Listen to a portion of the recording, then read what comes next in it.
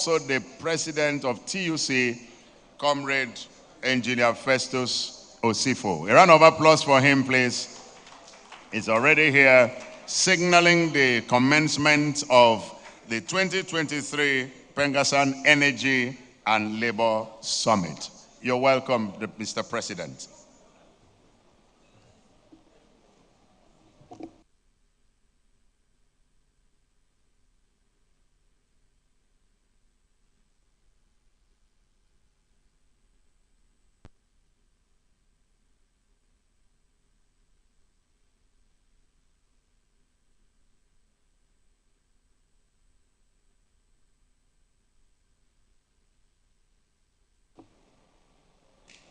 Please, I still crave the indulgence of those outside. Please try and make your way inside the building, inside the hall. We are about to start. The president is already seated, and we expect every other participant to be inside the hall.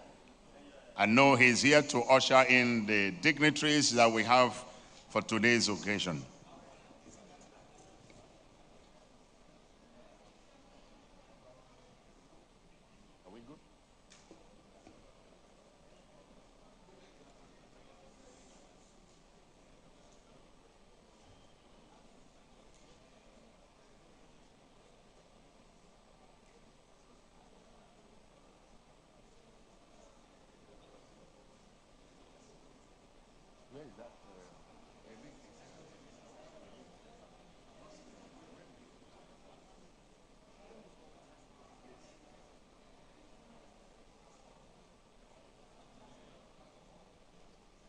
Please, those on the console, can we have some soft music, please?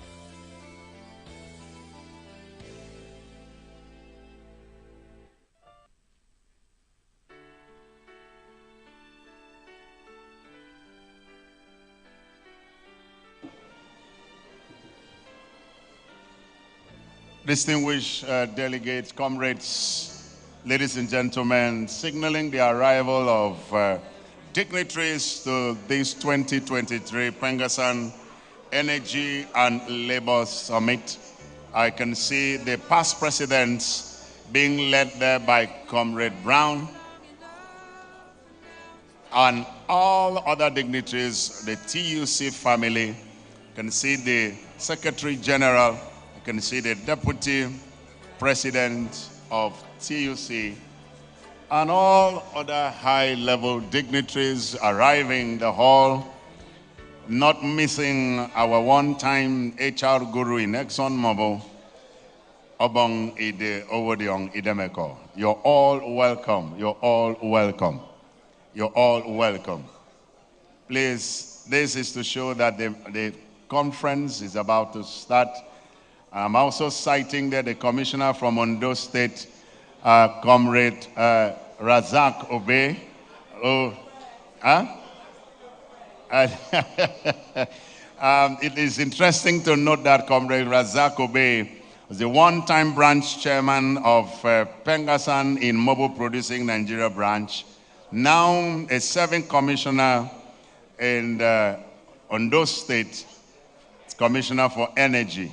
You are welcome, sir. You're welcome. It goes to tell us that Pengassan and Mobile, they are producing people who can handle the affairs of this country.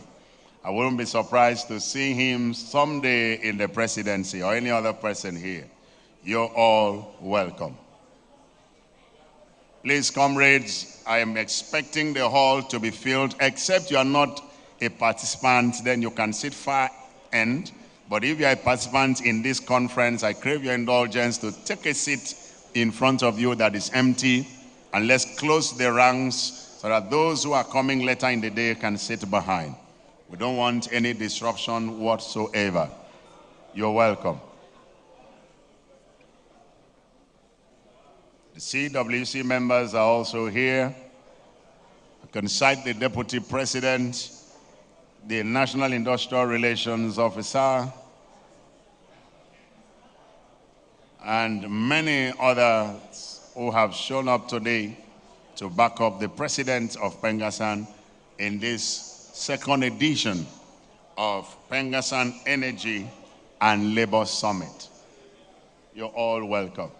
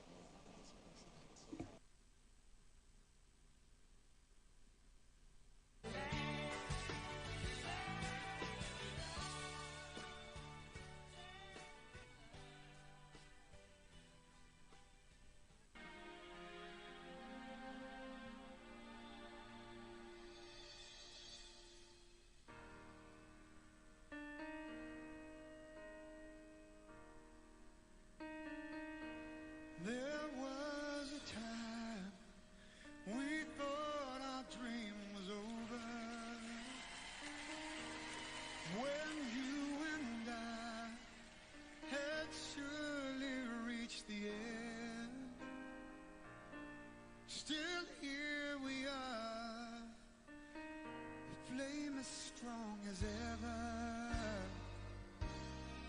all because we both kept holding on. We know we can weather any storm, and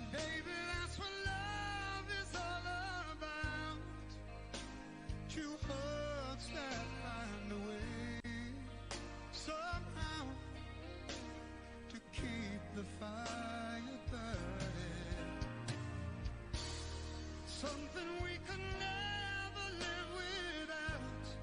If it takes forever, we can work it out beyond the shadow of a doubt. Baby, that's what love is all about.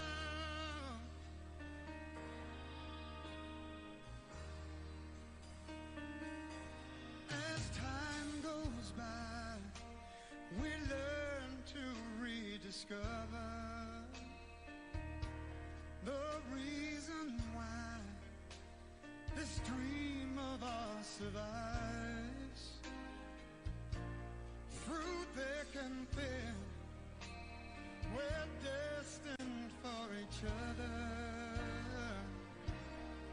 knowing we can reach the other side, far beyond the mountains of our pride. And baby, that's what love is all about. True hearts that find a way somehow to keep the dreams from dying.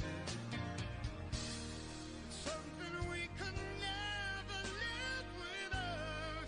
If it takes forever, we can work it out beyond the shadow of a doubt. Baby, that's what love is all about.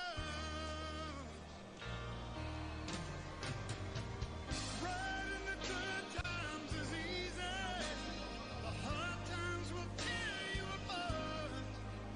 There'll be times in your heart when the feeling is gone, but you keep on believing and you keep holding on. You have that gratitude What music. love is all about. True hearts that find a way somehow. Solidarity. In the next few minutes, we are starting this conference. Please, I want everybody in the hall to be seated. Please, everyone in the hall, please be seated. Thank you. Beyond the shadow of a doubt. In my head. As I say, right from me. And no shame. Please, may we be seated.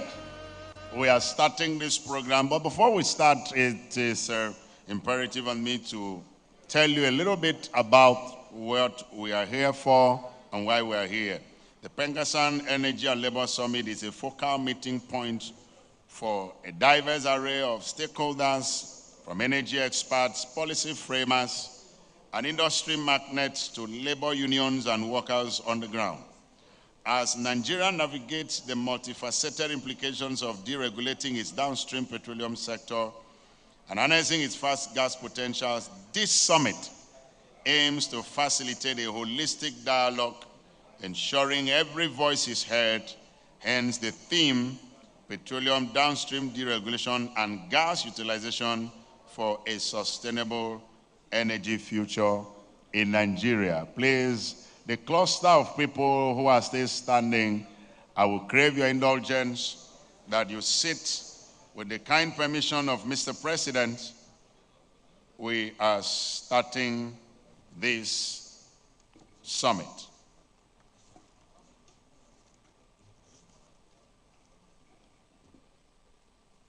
I will want everyone to rise to their feet, Mr. President and the dignitaries. Please, before we rise to sing the national anthem, I just want to recognize those who are here formally. The president of Pengassan and who doubles as the president of Trade Union Congress of Nigeria is hereby seated. Please, ladies and gentlemen, participants, help me welcome Comrade Engineer Festus Osifo that is here. A round of applause for him, please. The Secretary General of Pengassan is also seated. Please help me welcome Comrade Lumumba Okubawa. All the CWC members, I recognize you, from the Deputy President to the National Auditor too. You are all welcome. We have here in our midst the managing partner, Wodiong Senior Consult, and former PDP governorship aspirant at Akwa Ibom State, also an expert guru in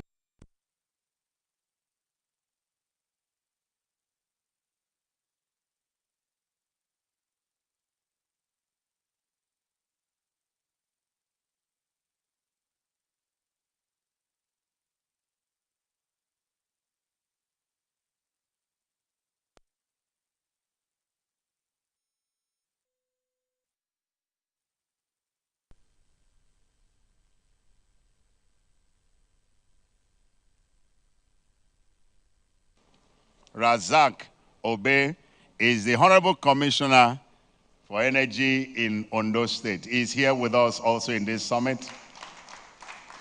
It's worthy to note that that is a past branch chairman of Pengassan in MPN branch.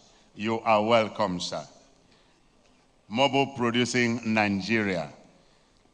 Alhaji Danladi Inuwa is Executive Vice President, Business Services, NNPC Limited. He's here with us. A round of applause for him. I can also see the TUC Deputy President, Dr. Okon, is here with us. Please, a round of applause for him.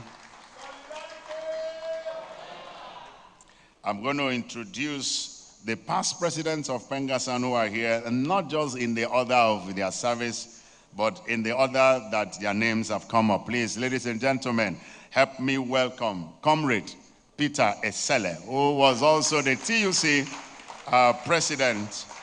Please, you're welcome, sir. Comrade Babatunde Ogun is here with us. A round of applause for him, the past president of Pengassan.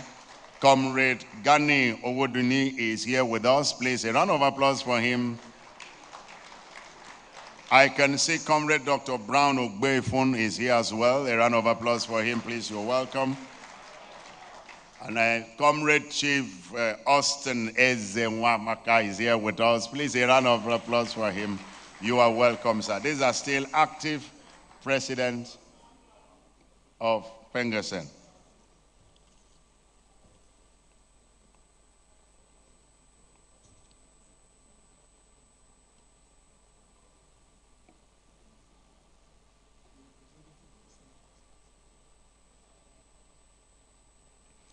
Just made to understand that the representative of the Senate President Senator Godswill Obota Akpabio is here. The Senate President is hereby represented by Senator Jarigbe Agom Jarigbe, the Chairman, Senate Committee on Gas. You are welcome, sir.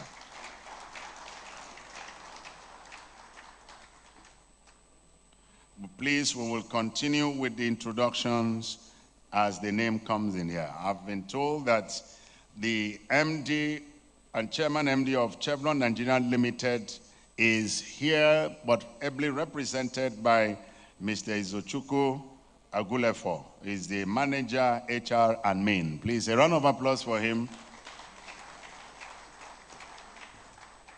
You are welcome, sir. The President of Pengassan and every other dignitaries, we will continue with introductions as they come in. At this point in time, we're going to rise to our feet as we take the national anthem to kickstart this occasion. The national anthem, please, everyone.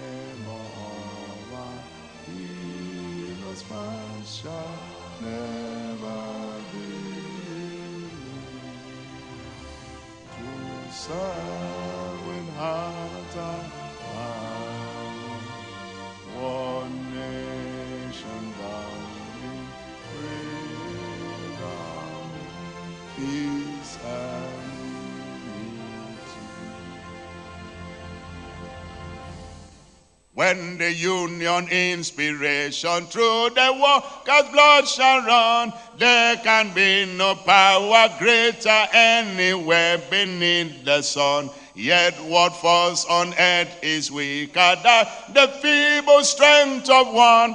For the union makes a strong solidarity, solidarity forever. Solidarity forever. Solidarity forever. For the union makes a strong victory. Victory. Victory. Victory for in a struggle, for our. Yes, there is victory forward,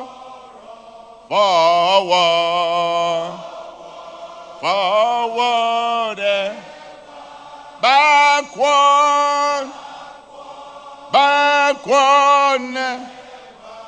in the struggle, go for our union. There is victory. Great Pengassan, great Nigeria, Aluta, Victoria, women are great. Our gender, train a woman, solidarity. Solidarity. Thank you very much, comrades. You may be seated.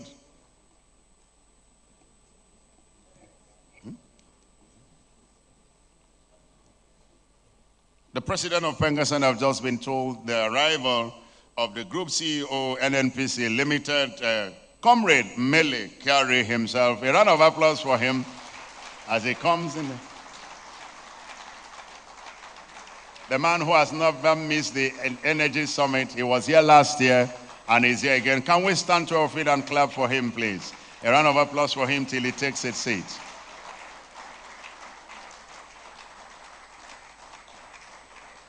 You're welcome, sir.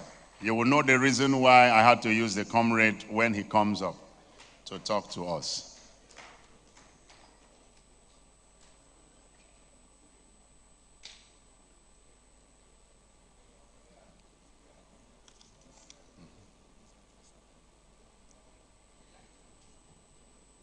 Mr. President, members of the dignitaries here present, participants, ladies and gentlemen, comrades, we are moving straight to the welcome address that is to be delivered by the president of Pengassan himself, who is the convener of Pengassan Energy and Labor Summit 2023.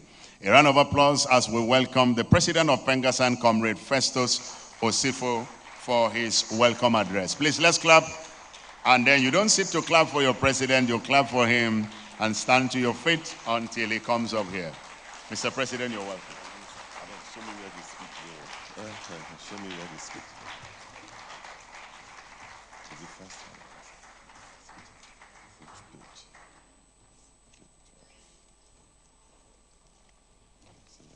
Okay. Solidarity. Solidarity. Great Pengassan. Great Pengassan. Great Pengassan. Injury to one. Blessing to one. Credit alert to one. Credit alert to one. Credit alert to one. Great Nigerian workers. Great Nigerian workers. Ever conscious Nigerian workers. Solidarity. Yeah. First of all, I wish to thank God Almighty for bringing us here once again after the maiden summit that we held last year. I know the protocol had earlier been established, but for emphasis' sake, just to recognize the representative of the Senate President, Senator Jarigbe Agom, Jarigbe, Chairman, Senate Committee on Gas. We thank you for being here. And also, all the dignitaries that are here today and those that are still on their way. We wish to specially recognize the presence of the GCEO NNPC Limited. We appreciate you, our very own comrade, the man who has been in the struggle so many years ago. The man who said that the only thing that pained him all through his illustrious career in NNPC and now NNPC Limited is that he wanted to be president of Pengassan and that he lost by 2 votes. And the man that defeated him is the only person that is not sitting among the past presidents today. It would have been so interesting. All the past presidents of Pengassan, I appreciate you all for your consistent and your constant support over the years. I appreciate you that the fact that you have served in this position several years ago, you still give us the support, you still give us the solidarity. You are always there whenever we call on you. Our very own daddy, Comrade Ezewaka, to Comrade Owoduni, to Comrade Dr. Brian Ogbefun, to Comrade Peter Esele, and to Comrade Babatunde Ogunt. If you look at the way they are all seated, they are seated according to hierarchies. So the MC, next time don't make such mistakes, because when you just look at them, just call them from the beginning to the end, because that is how they always sit. Whenever they are in the meeting, even if the most senior is not around, they will keep that seat for him, because they know that when he comes, he knows the position he's going to take. We celebrate you. We thank you for all that you have done for this movement, because without your efforts, without your solidarity, and without your strong push over the years, we wouldn't have been here today. Then a lot of people don't also know that the current GC of NNPC was at the time the group chairman of Pengassan in NNPC. You know, in NNPC we have about 12 branches. So he was the group chairman of Pengassan in NNPC for so many years. Then we celebrate all our dignitaries that are here today. We have the president of Association of Senior Civil Servants of Nigeria, who doubled as the first deputy president of Trade Union Congress of Nigeria, Dr. Tim Okon. Tommy Okon, we appreciate you. Thank you, sir. We also have, we have Tim Okon and Tommy Okon. So Tim Okon is sitting down, and that is Tommy Okon. Then also we have the president of FOPTOB, who doubled as the third Deputy President of Trade Union Congress of Nigeria. We appreciate you. You are welcome, sir. Jimo Oyibo. Then we have the other executives of Trade Union Congress of Nigeria. We have Isaac Egbugara, who is the Financial Secretary, and also Williams Iye, who is the auditor of Trade Union Congress of Nigeria. Then we have the Secretary General of Trade Union Congress of Nigeria, my very own brother, Comrade Nuhu Abba Toro. We quite appreciate you. The representative of the various companies that are here today, I could see the ERO manager from ExxonMobil, you are quite appreciated, and all other representatives from the various IOCs, the various service companies, and the various regulatory bodies. We were also told that some of our ministers, they are out, but they promised to join us in the course of this program, because it's actually a 3-day program. The Minister of Gas is out in Ivory Coast, and he promised to join us tomorrow or Wednesday, same with the Minister of Oil. And the Labor Minister will be here anytime soon. So we appreciate us all. And more especially, we have a very good friend, a brother, someone who left us in the trenches and is now enjoying, with the political juggernauts. Our very own brother, the man with lots of intellect, the man who has led several movements, from the trade union movement also to Pengassan. He was a former chairman of Pengassan in ExxonMobil. I quite appreciate you, Comrade Engineer Razak Obe, now a commissioner of mineral resources in Ondo State. We quite appreciate you, and we believe that everything you have learned in Pengassan, you are putting it to use in Ondo, and from the performance that we have seen so far, we are quite proud of you. We are extremely delighted to be associated with you. Thank you so much. Then to our guest lecturers, we salute you. Our daddy, Dr. Tim Okon, is someone that, he has been there. He is a teacher, he's a mentor, he's someone that has led to his philosophies and his ideals has led to the growth of the oil and gas industry in Nigeria. We appreciate you, sir. We thank you for all you do, and we appreciate you for never getting tired. That anytime we call on you, you are always there to give us the support. You are always there to give us a push. We quite appreciate. Then to our other lecturer as well, we thank you. You were there in our delegate conference. You are also here today. To the CWC members of Pengassan, I quite appreciate you, from the Deputy President, National Industrial Relations Officer, the National Treasurer, and all other CWC members. I appreciate you. Then to our secretarial staff, thank you for being here. To our NEC members of Pengassan, we quite appreciate you, and we thank God Almighty for journey mercies from your various destinations to Abuja. You are well appreciated. So, comrades, I will quickly read through the prepared speech. It's there in the brochure. Welcome remarks by Comrade Engineer Festus Osifo, Pengassan President, during the Pengassan Energy and Labor Summit, 9th to 11th October 2023, at the Transcorp Hilton Hotel, Abuja.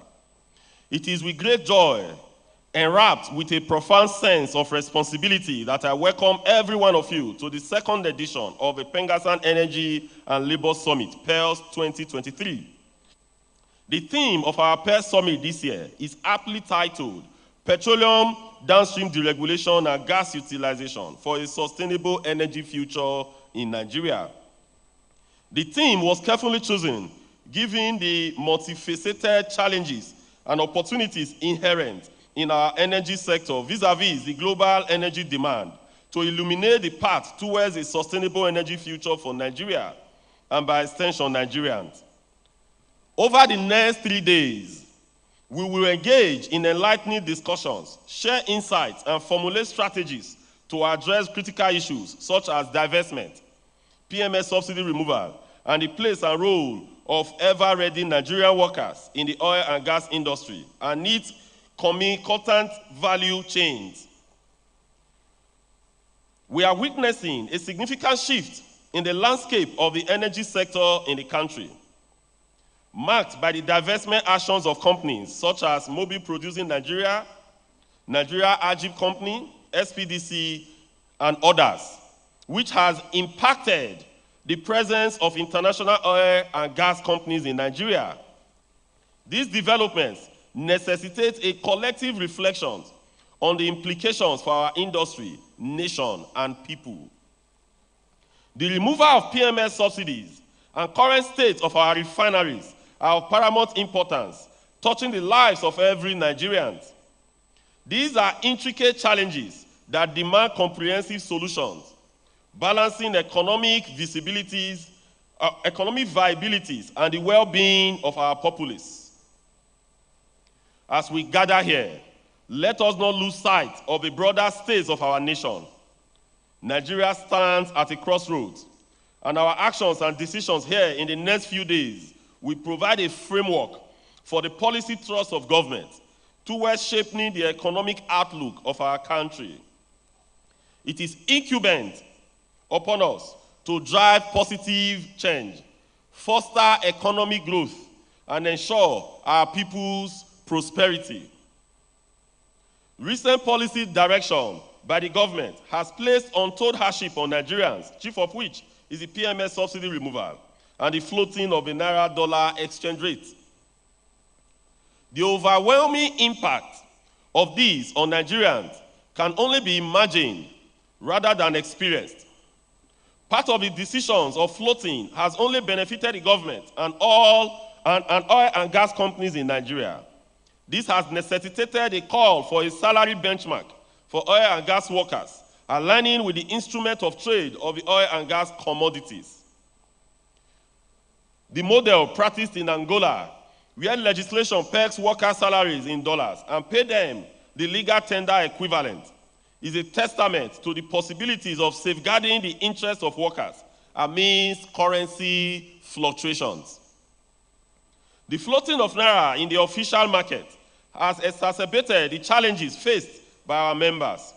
We must explore innovative solutions to forestall financial losses to workers and prevent undue gains to companies, ensuring a fair and equitable environment for all. Pengassan will do all it can to push for this just and equitable distribution across the branches. We will delve into these critical discussions. Also, as we delve into these critical discussions, I would like to acknowledge the importance of collective effort and invaluable contributions of everyone present. Our summit serves as a platform for dialogue, collaboration, and actions.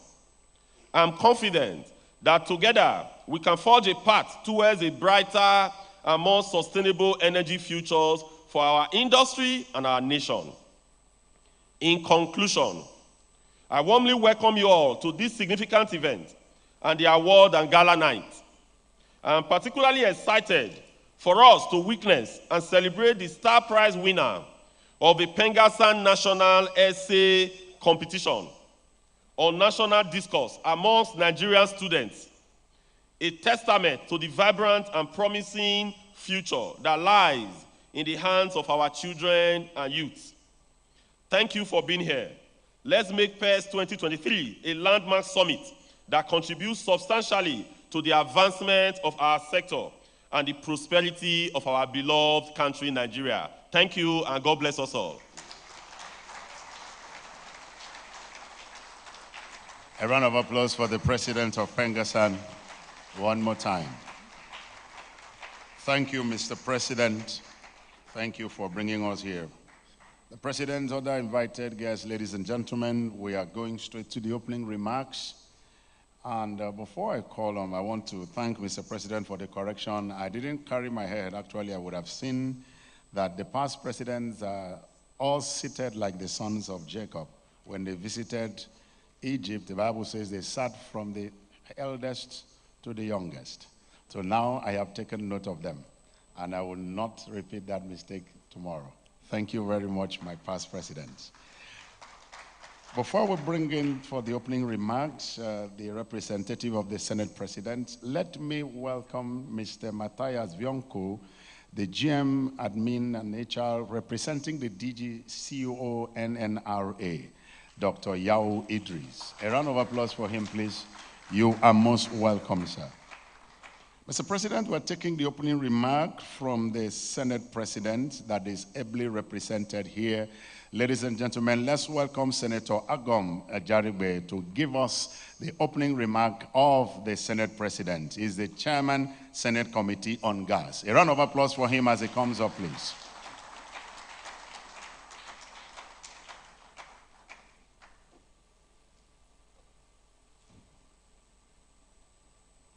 Thank you very much.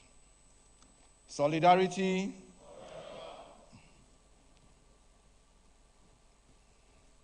The President of Pengassan, Comrade Festus Osifo, the Group Chief Executive Officer of NMPCL, Engineer Mele Kiari, the representatives of the IOCs, members of Pengassan, invited guests, ladies and gentlemen.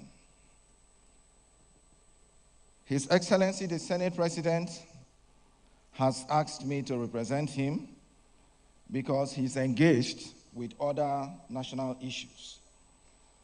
But I'll take his address verbatim, centered on the subject matter, petroleum industry regulation and gas utilization for a sustainable energy in Nigeria. I deeply appreciate your kind invitation to me to be part of this patriotic summit to discuss petroleum industry, deregulation, and the future of energy in our country. I'm equally delighted that, in consideration of my modest contributions in the different stations of my public service, you have deemed it fit to give me an award. I am delighted because Pengassan is not just an ordinary labor union, it is a story in dutiful patriotism and nationalism. The first line of our national anthem says, "Arise, O compatriots, Nigerians call obey." Pengassan strapped its boots, braved the odds, and responded to that call when it mattered most. Pengassan responded when the call was most strident, most compelling, most plaintive. Military dictatorship had bared its fangs 29 years ago. It bestrode our nation like Goliath, defying the forces of democracy in our nation. But on the 5th of July 1994, Pengassan and Nupeng stepped out of their comfort zones to confront this monster. They protested the annulment of June 12 presidential election and demanded for a return to civilian rule. By the margin of their fate, despite all arrests and intimidation, they set the record for the longest strike action in our country's nation history. They did not only write their names into our folklores and legends, they stenciled their names in gold in the history of our democratic struggles. The chain of events occasioned by that action was one of the major contributory factors that led to our democracy. Our country and our posterity owe them a debt of gratitude. And I'm happy that our nation has seen the need to celebrate them and all others like the National Democratic Coalition, NADECO, the press, the Martyrs, General Abdulsalami Abubakar and his administration, and others on whose shoulders and courage our present democracy rests on June 12th of every year. Today's event is, therefore, another bit of evidence and a reminder that Pengassan is not tired of responding to our country's call and not weary of serving our nation with heart and might. We now have democracy. The demand of democracy is that governance should always act in the best interest of the people in order to preserve the public trust. Government is a contraption of necessity. Like James Madison said, if men were angels, no government would be necessary. But in a world with finite resources and competition, one non-angel will spoil everything for all angels. Here is how. The one non-angel would, in pursuance of his selfish interests, compromise the common good and the interest of the angels. Then one by one, the angels will renounce their righteousness and join the competition to protect their interest. This they will do because self-preservation is the first law of nature. Therefore, every functional work system should strive to meet the challenge of self-interest. This is at the root of theory of the tragedy of commons. When the Nigerian government decided to introduce petroleum subsidy, the intention was based on the angelic nature of mankind, not the beastly nature of brutish incentivery. It was believed that subsidy will push down the price of fuel, make fuel accessible in all outlets, and be a boon and blessing to our teeming populace.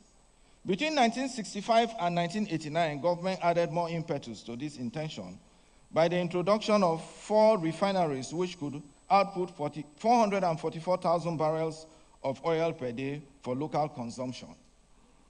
For effective management of these refineries, government promulgated the Petroleum Products Uniform Prices Order of 1973. The Petroleum Equalization Fund, Bridge Management Board Decree of 1975, and the Petroleum Amendment Orders of 1996 and 1998. But because men are not angels, here is what came out of this.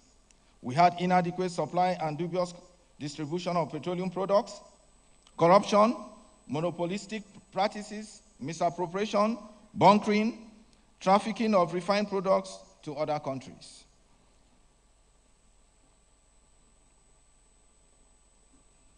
Though the intention was good, it fell flat because it violated the ancient Roman wisdom, quis custodiet ipsos custodes, who shall watch the watchers. With no one watching and monitoring the watchers, this became a reverse Robin Hood situation, which means robbing the poor to pay the rich. His Excellency, President Bola Tinubu, was therefore right to end the subsidy and surgically remove the arteries of corruption which had been draining our economy. The regulation is intended to improve efficient and effective utilization of scarce resources, end product scarcity, improve operations in the sector, stop waste, expand opportunities for growth in the upstream, midstream, and downstream sectors of the industry.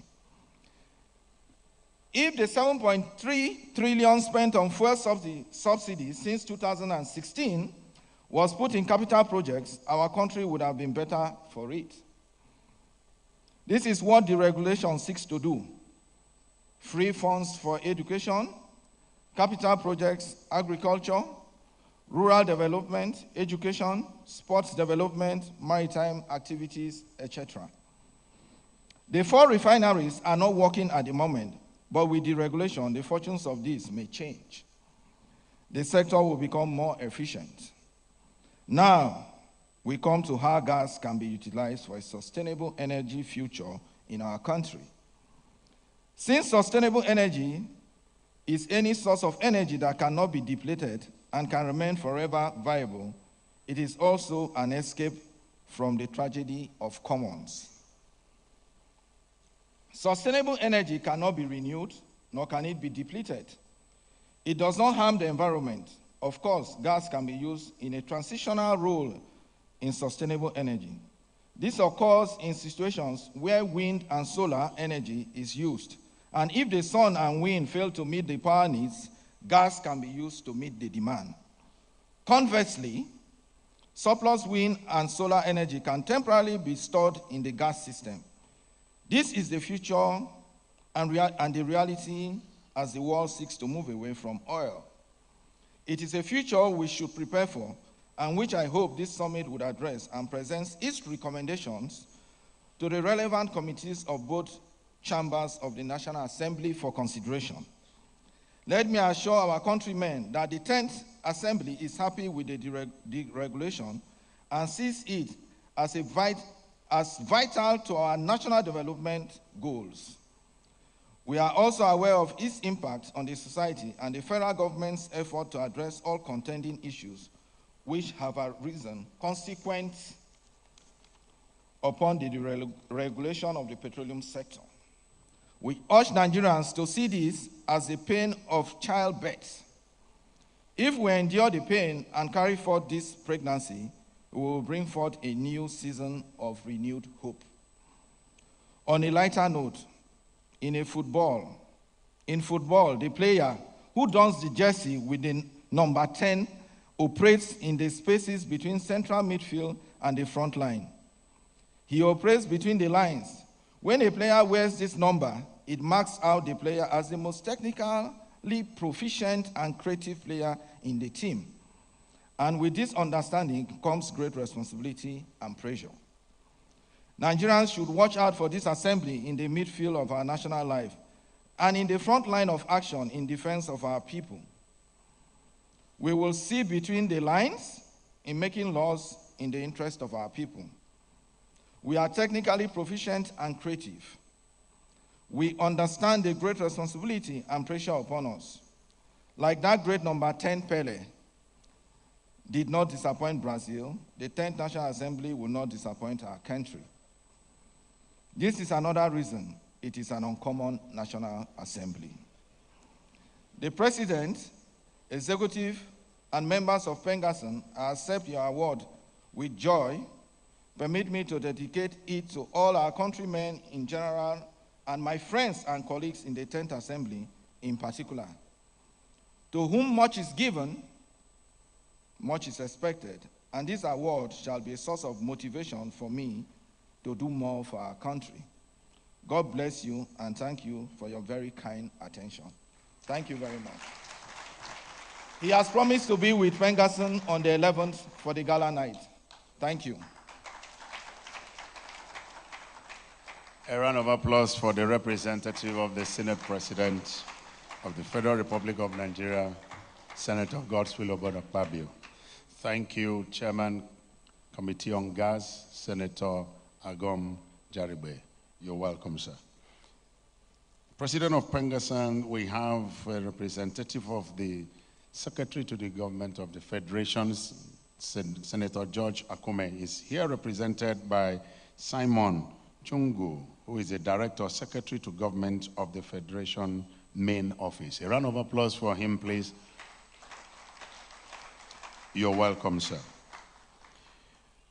Please, I would like to inform us that we are live on Channels Television. This program is live, so we have to be guided accordingly. Thank you. The keynote address will be taken by no other. Is coming to speak to us on a vision for deregulation and gas utilization for sustainable energy in Nigeria. A man who is well vested and vast in this area is the man that Pengassan have chosen for this year to be the one to speak to us on this. Ladies and gentlemen, comrades, help me welcome the Group Chief Executive Officer of NNPC Limited, Comrade Engineer Meli Kari OFR, to lead us. A round of applause for him, please, as he comes up. Please, let's clap till he gets here.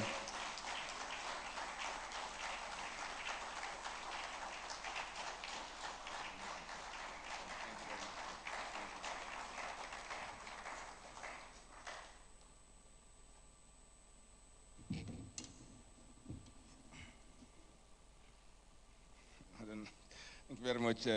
Good morning, ladies and gentlemen. Comrade President Festus, my younger brother. Let me start with you, and I wish you well. Because needless to say that I recognize the presence of the distinguished Senate President, represented by my brother also, distinguished Senator Jargube, Senate Committee Chairman on Gas. I would like to particularly welcome you to this event, and of course the representative of the Senate Secretary of Government Federation. And when they are making the sitting arrangements, I saw a gap. They say the first presidents are sitting in rows. There's no space for those who fail elections. And I was waiting for the comrade president to say that at least a seat behind someone will be useful, and I'll happily take that seat. And that person can be no other person than Austin Ezenwaka, because he pulled me, he recruited me into Pengassan.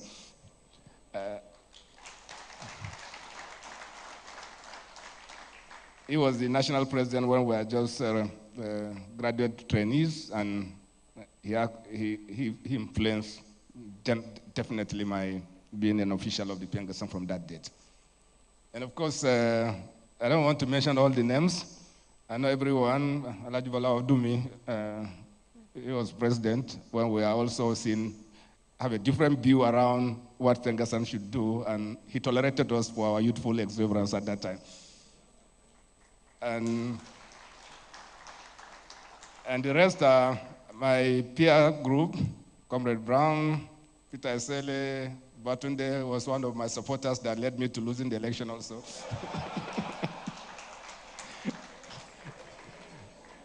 But he wasn't part of the loss. Actually, he wept after I lost the election. And he said, thank you very much for the comradeship. Otherwise, I'm one of us, not one of you. And I'm happy to be here. But I also have the privilege of being the Group Chief Executive Officer of the NNPC Limited. And let me just take you back big in history. I know Comrade Austin Walker, my elder brother and my president, knows that Pengassan people are seen, union people generally, are seen generally as people who have no future in companies because they are not happy with the organization, so they have no prospect. So that's why they are in the union. And I remember in the mid-90s when we had those engagements with the NMPC management staff, and they tell us, look, let's just manage these boys, they are not happy. And I remember few of us said this, that we're part of these organizations. We enjoy the growth in this organization, we'll benefit from it, and that we can be anything in this company. So, and this is a testimony, and I can see very many senior Pengassan officials becoming leaders in many organizations, and so it's no longer true. And I'm also one of them. So if that perception is right, I shouldn't be standing before you, speaking to you as the group CEO of NMPC. So Pengassan people are workers, part of the organization, part of the credible part of the organization that can add value to the organization. And having taken all your time on all this, let me come to the crux of the matter, which is deregulation. What's the vision for deregulation? And how can we have sustainable supply of energy? Maybe my own way of putting it very, very differently. And it's very important to know where we're coming from. Every government has attempted removal of subsidy on petroleum products in stages. Until May 29, every other product that we have in the industry is priced at the market, except PMS. And there are several attempts to do this in the past, historical, 30, 40 years of attempts. But it didn't happen because there was a communication gap. There was lack of facing realities by all of us as a country. By the wrong assumptions that when you take out subsidy, enormous pains will come and that there will be no value or there is no benefit. And that was a very, very difficult historical conversation. And I happened to be part of this conversation since I was recruited because I came into the trade unions a few years after being recruited into NMPC. So I know the story of subsidy. And I was relating to it until I became the group CEO of this company. If there is one thing that stifled growth in the downstream sector of the petroleum industry is the existence of subsidy. And that's the reality. There are today over close to 25 licenses to create refineries. Build and operate refineries. Nobody could take the next step because as long as you do not have certainty around pricing and who is going to pay for that difference, no one will put his money. And as long as you have arbitrage, it's as simple as also cocaine. Once there's a price differential between one location and the other that is substantial, there is no way you can control fraud of all forms, of all manners. It is impossible.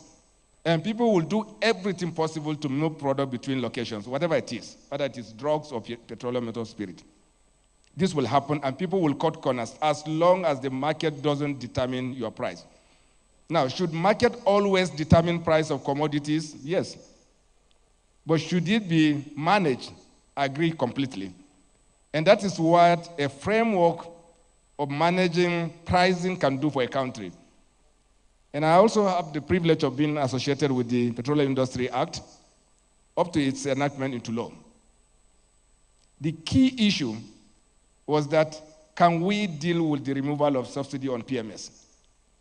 And the law was very clear that with effect from 17th of February 2022, there can be no possibility of having subsidy on PMS, and that the market should determine the price, and that the state should take every step that is practical to ensure that the consumer is protected from the obvious issues that comes with the open market pricing of petroleum or any product for that matter.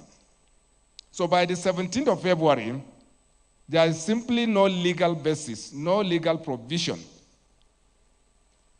to put subsidy on petroleum motor spirit. And of course, you are dealing with a very big country, over 200 million people in population, huge issues around economic inclusion, and therefore it became very obvious that it was not practical to stop the placement of subsidy on PMS. So the National Assembly and government in its wisdom decided, can we provide for financing until 30th of June 2023 so that we can now close that gap and then have the right conversation and engagement to ensure that we exit this properly. Obviously, budget is one thing, funding is a different thing. And I can tell you, since 2022, when that provision was made, until the 29th of May, not a single naira was paid to the NNPC Limited as cost of subsidy. That means we are carrying it entirely on the balance sheet of the NNPC. We'll hold back fiscal revenues, taxes, royalties, including profits, and yet, because you are seeing values exceeding 400 billion in a month of subsidy, there is no way even these fiscal obligations will cover for the subsidy. So we are heading towards what we can just technically call bankruptcy of the NNPC, because you will go into negative cash flow. By the end of June 2023, we would have been in negative cash flow. What simply means the NNPC would have been bankrupt if that bold decision was not taken by Mr. President.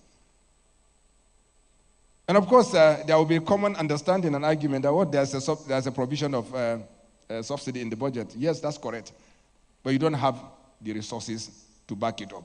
And you're also facing the realities that not doing this will mean the continuous fraud that we all talked about, and I'm very happy the Senate President mentioned it.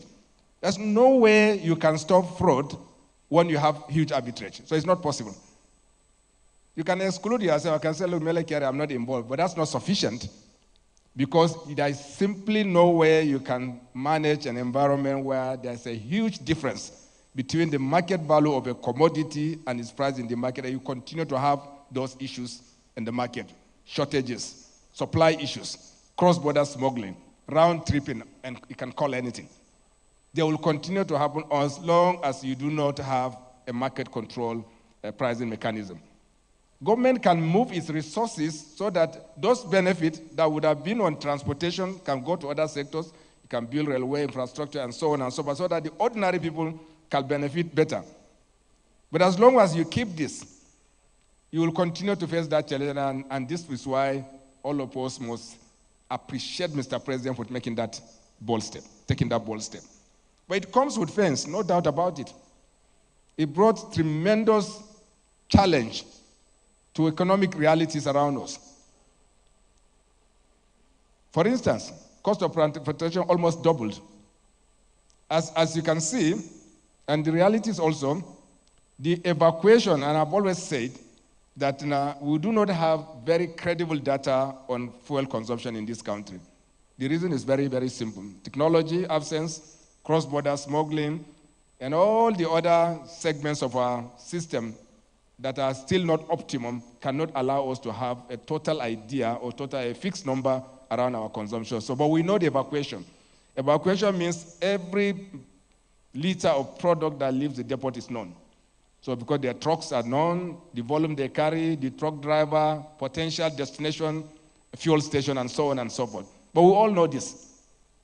But once they get out of the depot, the next story is anybody's guess. Fuel station will have to sell to jerry cans because we'll have an energy deficiency gap. You know that, my neighbor's story, everybody knows this. So you have to come with a gallon to buy fuel in the fuel station to fuel your small generator or any size. Then water pumps for irrigation across the country. So it's not possible to keep accurate data of all this except you're able to have the right installations in all the fuel stations across the country. And I know this is work in progress, but it's not there today. So we don't have that total visibility. Despite this, the evacuation from the depots declined by 30% since the removal of the subsidy. That means we are doing up to 6.6 million liters of PMS every day, and that includes cross-border smuggling, round-tripping, and anything that wrong you can call, and also including any other form of irregularity that will happen. You do 6.7 million liters of PMS to making sure that there is no scarcity in the country. We knew that that is not our consumption.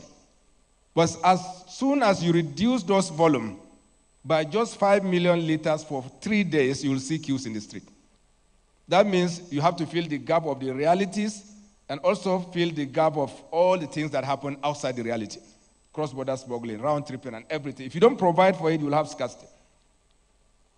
And this is what NMPC has been dealing with for all the years, knowing fully well that those volumes don't necessarily reflect our real consumption. As soon as the subsidy is removed, that means when you do anything, there's no benefit to you. If you keep it at home or in your fuel station, you don't sell, you run into trouble, the banks will come after you. And what we ended up is the market realities, which is why you are seeing 30% drop in evacuation from the depot. And this will continue to be so until you have another situation that will make you do something different. For instance, and this is connected to the ongoing efforts to ensure that we have alternative fuel. And we all know that CNG as an automobile fuel is very effective, it's cheaper, it's cleaner, and that is why we are putting enormous effort, both as NMPC Limited and as government, to ensure that we scale up access to CNG so that people will have alternative fuel that they can do. And that will bring down the pressure on the PMS. The reason is very simple. Today, because the way gas is priced, it doesn't escalate as you see for PMS. And therefore, you will probably see, if in today's market, I know those who patronize CNG will bear me witness that probably 200, 230 naira equivalent per liter. That means instead of 617 in Abuja, you can actually buy fuel of the same value at about a third of the price. So this is why those efforts are going on, and it will continue to ensure that we bring down pressure, we reduce pressure on the PMS. Now, why must you do this? Because first, government must intervene when there's those pains that are very, very obvious that we have seen. Every country does this. Every country has some form of subsidy that is transparent. They call it in different ways. When the trouble became enormous during the high prices last year, many Western countries, what they did was they reduced tax rates or they eliminated taxes. You can call it anything, but it will still sum up to subsidy, but it is controlled, but you still have an even single market for the product, and it's still market determined. And therefore, deregulation of this sector will literally mean to growth in other related sectors, particularly in alternative fuels that we are trying to build today. And there's no way we can talk about refining domestic refining increase, changing the balance so that this country becomes a net exporter of petrol without resolving the pricing differential. And that is what the regulation has done to our country. It will create more works, and we have already started seeing a number of companies going back to their construction sites, working on their refinery, small scale, yes, but people are now have a line of sight that they can sell at market and they can recover their costs. So as you do this, you must be conscious of the efforts that are being made around gas. And today, and I need to share this with you, globally, financing for oil and gas projects is very, very challenging. A number of issues around climate change that has made banks to be resistant to issuing financing to oil and gas infrastructure. And that's the conversation that is going on of an inclusive and a just energy transition, such a way that countries like us, which are resource dependent, can be protected. We can use the resource of today to build the infrastructure of tomorrow, create the prosperity that everybody needs, so that ultimately there will be a just response to the climate change issues. And that is why in our country today, we are seeing, and the world has also adopted gas as a transition fuel. And that means, we will see funding into gas. We are doing it on our cash flow today. Companies are engaging Partners are coming up looking for gas, and of course, as you do this, it is also part of the benefits of the regulation, and that is why people are saying that, look, I can create gas, it can be a little more expensive than what it is today, but I can make money from it. Otherwise, when people see cheap PMS, there is no way you can even have growth in the gas sector. They are all connected. And therefore, for our country, what we need today is to readjust our realities. And what are those realities? Transportation must be shifted towards other energy sources, particularly for mass transportation. That means we must do everything possible to bring to reality the current progress that is being made on CNG buses across the country, and also converting vehicles to CNG driven. And this is an enormous enterprise. It is ongoing, it is hugely supported by government, and we are seeing line of sight, and this will crystallize. So as you resolve this, you also know that we are a resource-dependent country. Today, we export 100% of our production. No resource-dependent country does this. And that is why, yes, we must deliver on our mandate. I don't want to speak about it. When it is done, you'll see it. So we don't want to tell you we're going to revamp our refinery. That is too much of PowerPoint talk. So it will be done, and you'll see it. So I don't want to speak about it, so that we're tired of speaking about it. But what we must achieve is that this country must be a next exporter of petroleum product. And this is within sight. I strongly believe, now without giving you date so that people don't get angry again, that in 2024, this country will become a net exporter of petroleum product. The meaning of this is that you will have sufficient volumes in country, and that you will have a delta that can leave our country. And that is where value is created. That's value is created. And I need to also create one very, very erroneous impression always. When you refine locally, yes, you do have advantages, creating wealth, creating taxes, and all forms of value, creating employment, and so on and so forth. But when it comes to pricing of the petroleum product itself, it is the international market that prices it. So you can't price it in your local, you have to move on. Dr. Conwell, I'm sure he's going to speak about it. You cannot price it in your local currency and then convert it into international. It's the other way around. Until something is done about, I know there are a number of global conversations going on about pricing everything in your local currency. Yes, I agree, but we're not there today. That means that the pricing of petroleum motor spirit or any other product is a conversion of that value in the international markets versus what you sell in your country. And today, for every refinery, 70% of your operating cost is a cost of feedstock. That means you are pricing 70% of your input in the international. That you have no control over 70% of the price of the PMS you see in any fuel station in any country today. That means it's the optimization of the 30% of the input, personnel cost, shipping, and so on and so forth. Even shipping itself is determined by the international market. So at the end, you are probably controlling only 10 to 15% of the cost of PMS in country. So it doesn't necessarily mean that when you have total in-country refining, the price of petroleum product will come down to half. It is not possible. It is not practical. I've seen a lot of offensive media, conversations that once you do start refining today, instead of 600, you will sell at 200. I'm sure many of you have come across it, but that's not practical. It is not reality. But to surely have an impact on the pricing of petroleum product in country, more than anything, it guarantees you energy security. That's the most important thing. Every country looks for that. When I need this product, I will get it. Today, if you have any dislocation of supply, it takes minimum of 14 days for product to come from Europe into our country. The closest location, probably 12 days. That's the closest we have. So once you have disruption for any reason, for 3 to 4 days, you will surely see the impact of that in the supply chain, and you will see queues coming up. That's what we manage. Our endurance today is very weak. Maybe 3 days endurance. That anything that happens that has impact more than 3 days, you will see it in the fuel station. For instance, what you are seeing in pockets of it, they are going away. And what caused it? A few marketers decided, because remember, that's what the market does. You go to the bank and collect 3 billion naira, for instance, to buy product from NNPC, and the sales are very slow. So the cost of keeping that product in your in your tank means that, as long as the value you get does not exceed the bank lending rate, then you'll be losing money. So it's better for you to sell down by 2-3 naira so that you can actually settle the bank and then your loss is now minimized. So marketing companies started competing against, bringing down prices. And then people start jumping to the fuel station that has brought down by 3 naira and so on, and before you know it, you have an issue. And secondly, you have the issue of transportation.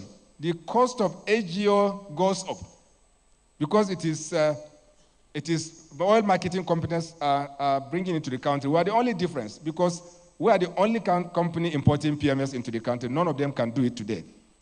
That means that we can manage the market situation without creating any subsidy environment. But for them, access to foreign exchange is different. We have access to exchange.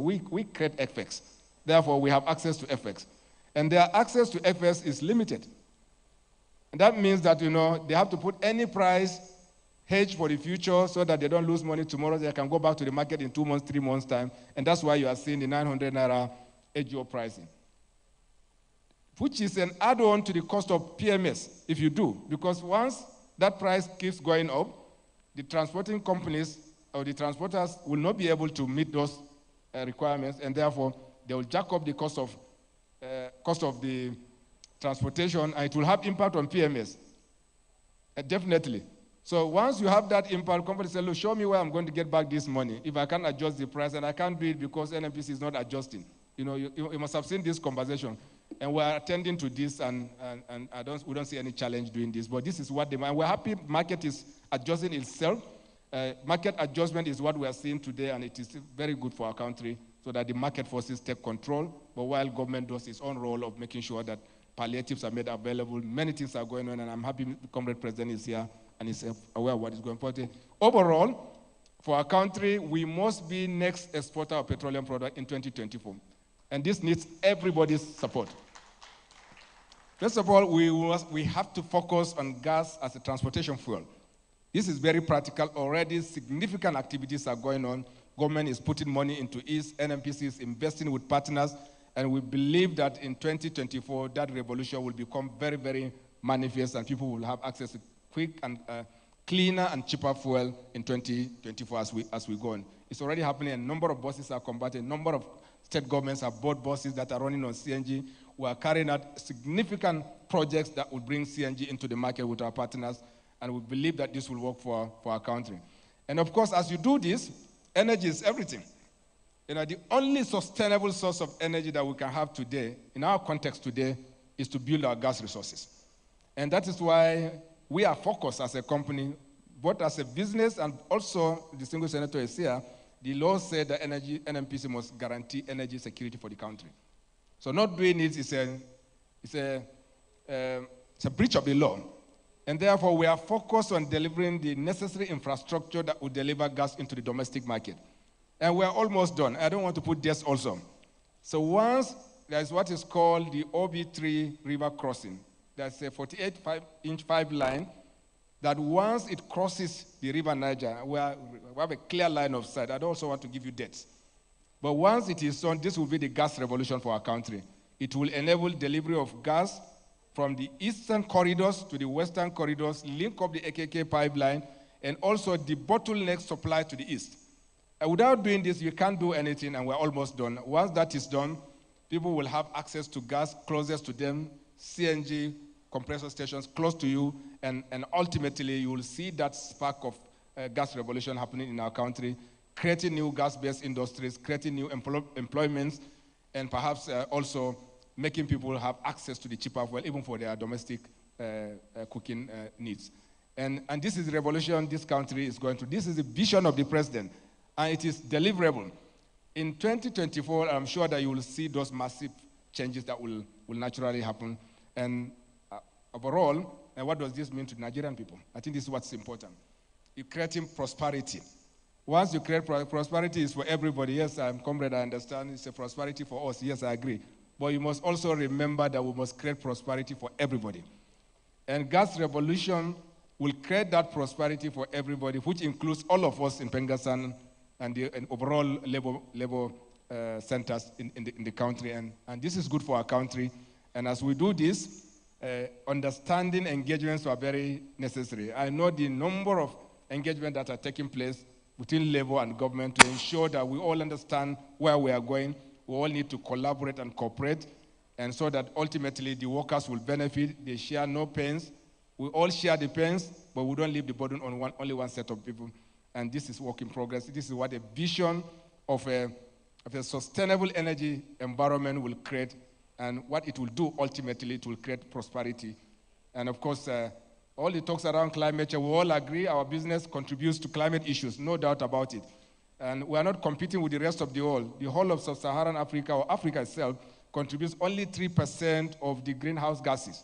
We understand this. We are not doing a catch-up. But today, we do need a just transition. We need to have sustainable energy that is anchored on the resources that is available to us today, which is the huge gas resources we have, so that we have the replacement fuel for biomass.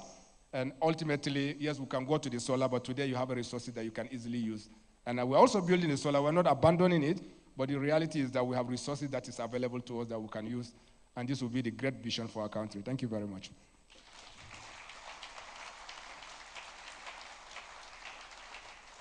Please, can we clap for the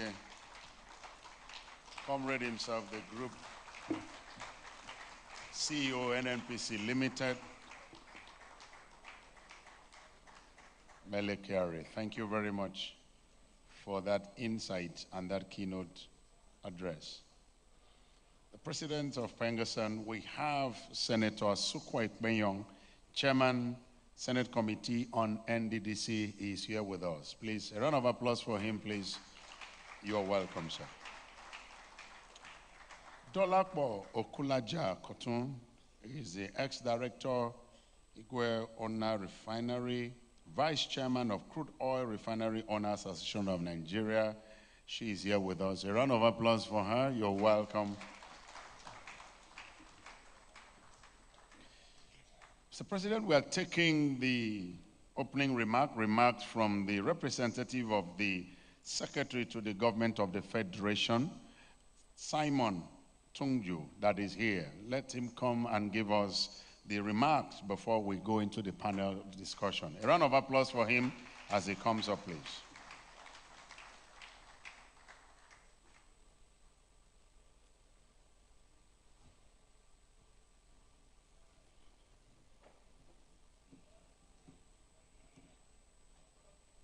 The President of Pengassan, Comrade Engineer Festus Osifo, the Senate President, ably represented by Senator Agom, Jarigbe, the GCEO of the NNPC, Mr. Mele Kyari, other companies, chief executives, and comrades in the House, gentlemen of the press, ladies and gentlemen, I send you warm felicitations from the Secretary to the Government of the Federation, Senator Dr. George Akume, and to let you know that Senator George Akume takes issues of Pengassan very seriously, but for the exigencies of his office, he's not here this morning.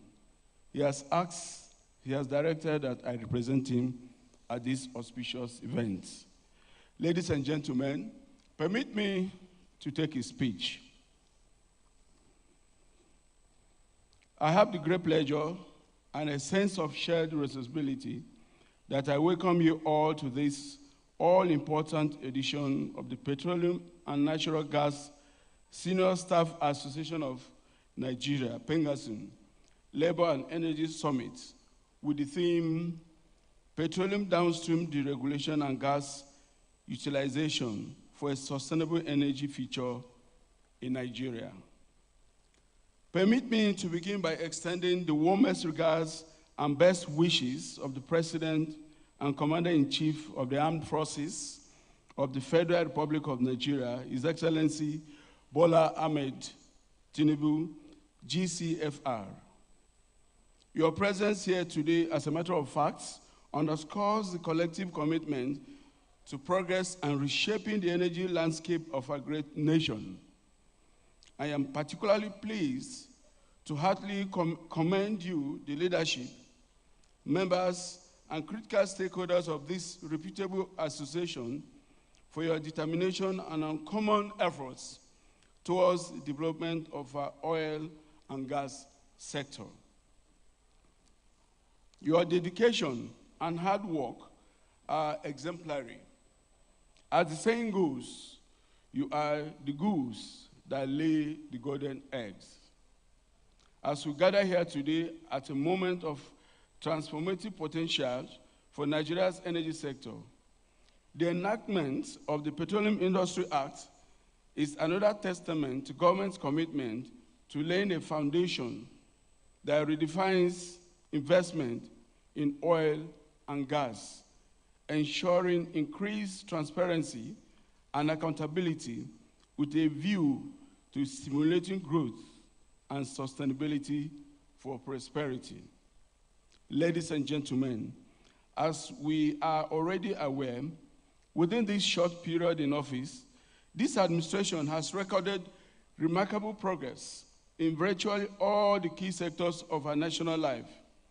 This is not surprising, taking cognizance of our dear President's wealth of experience in both the public and private sectors, as well as unalloyed desire for a united, peaceful, and prosperous Nigeria. It is pertinent to note that the President's ability to secure several key partnership agreements for Nigeria at the just concluded 18th G20 Leaders Summit and United Nations General Assembly, where he strongly advocated for a global unity, peace, and cooperation in addressing pressing challenges, has further demonstrated its determination to revive the Nigerian economy, which is strategic to the growth and development of not just Nigeria, but Africa at large. As also we are aware, our nation is at a critical stage in the journey towards energy evolution and the utilization of petroleum downstream deregulation and gas development, which is of great importance. It is therefore apposite to further note that the federal government is committed to formulating and implementing policies that ensure a balanced, inclusive, and progressive energy transition while addressing the multifaceted needs of our growing populace. Ladies and gentlemen, permit me to use this opportunity to sincerely commend the investors, international oil companies, national oil companies, as well as the private sector players for your pivotal roles over the years. The dynamism and resilience you have shown are catalysts for the progress we are witnessing today. In the spirit of collaboration, we extend an open invitation for increased foreign direct investment, assuring prospective investors of a conducive environment and policies that support innovation and growth. At this juncture, may I reassure all of the federal government's robust plans for the downstream sector, especially in the key areas of infrastructural development, promoting healthy competition, refining regulatory frameworks, and augment private sector participation.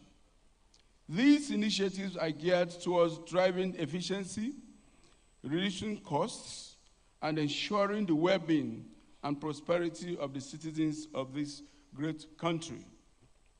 Furthermore, kindly note that our commitment to harnessing gas as a cleaner and more sustainable source of energy remains unwavering. We are resolved to expand our gas infrastructure, facilitate investment, and explore novel opportunities for gas to power our industries, homes, and also fortify our nation's energy security. Dear friends and colleagues, let's not forget the invaluable contributions of our oil and gas workers who are integral to the success of our energy sector. Their commitment and expertise are the cornerstones upon which the foundations of our sustainable energy future are being laid. To all stakeholders here present, your insights and partnership are essential in navigating the intricate landscape of the energy sector and realizing our shared aspirations. I am optimistic that together we can surmount the challenges and capitalize on the opportunities that lie ahead. In conclusion, I warmly welcome you to the vibrant city of Abuja and assure you of a hitch-free, enlightening session filled with constructive discussions and innovative resolutions. Let us, therefore, collaboratively stride towards crafting a sustainable and prosperous energy future for our beloved country, Nigeria. Thank you for listening. I wish you fruitful deliberations, and God bless.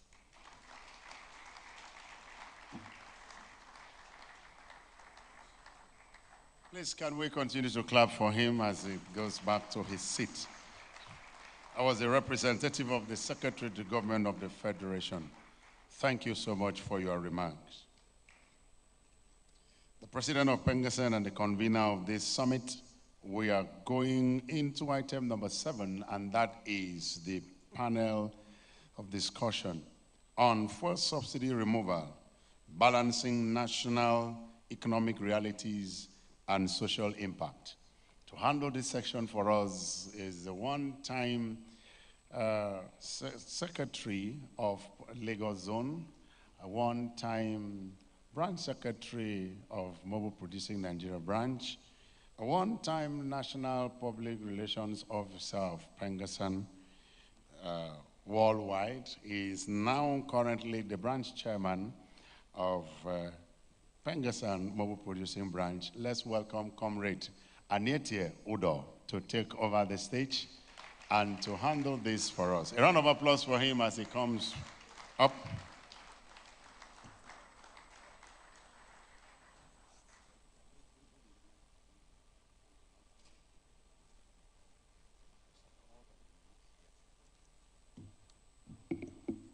Great Pengassan.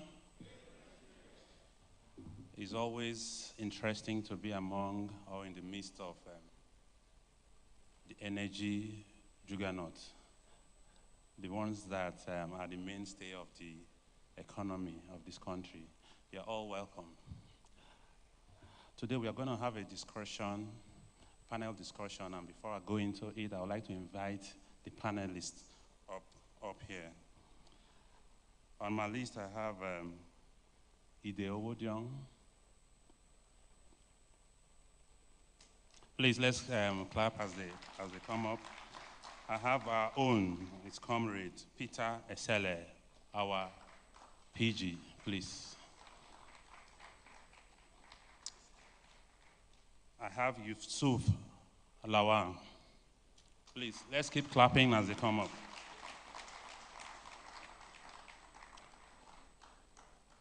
Frank Esainobi, I've not seen him this morning. Do we have him in the house? Our own comrade, Frank Esainobi.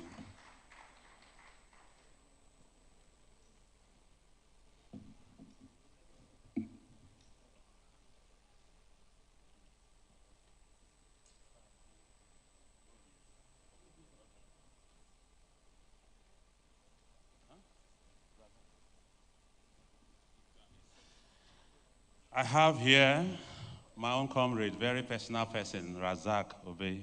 Please, come on.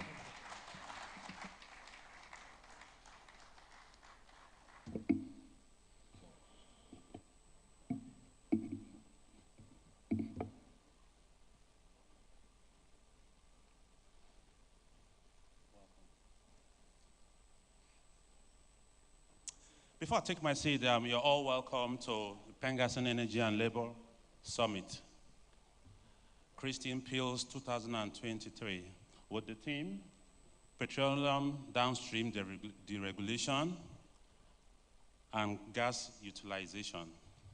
We are going to discuss this morning as a panel the topic fuel subsidy removal, balancing economic realities and social impact. My name is Aniete Udor, and I'll be your host. Up here we have 4 erudite experts, and they are here to give their insight and their expertise on this topic.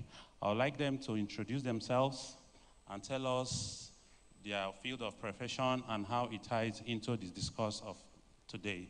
Comrades, I'll call you comrades, because for you to be here, you have Pengassan at your heart, and you spent your time to come here and present your experts to us. Please, I'll start with my own comrade. Ide, tell us about yourself. Thank you.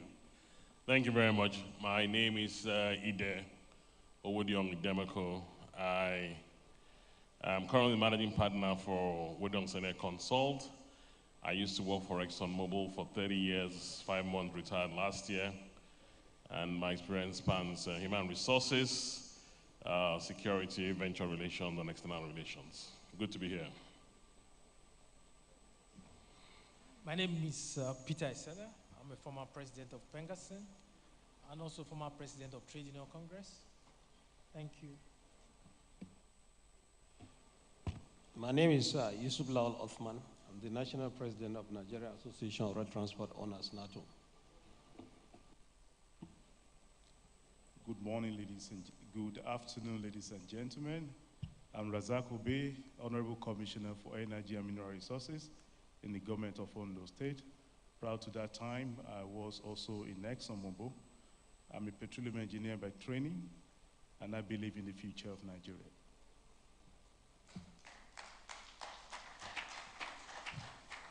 Thank you very much, and you're all welcome. We all know the petroleum deregulation. One of the actions that has happened recently has been the removal of fuel subsidy. And we know how it has impacted and affected us so far.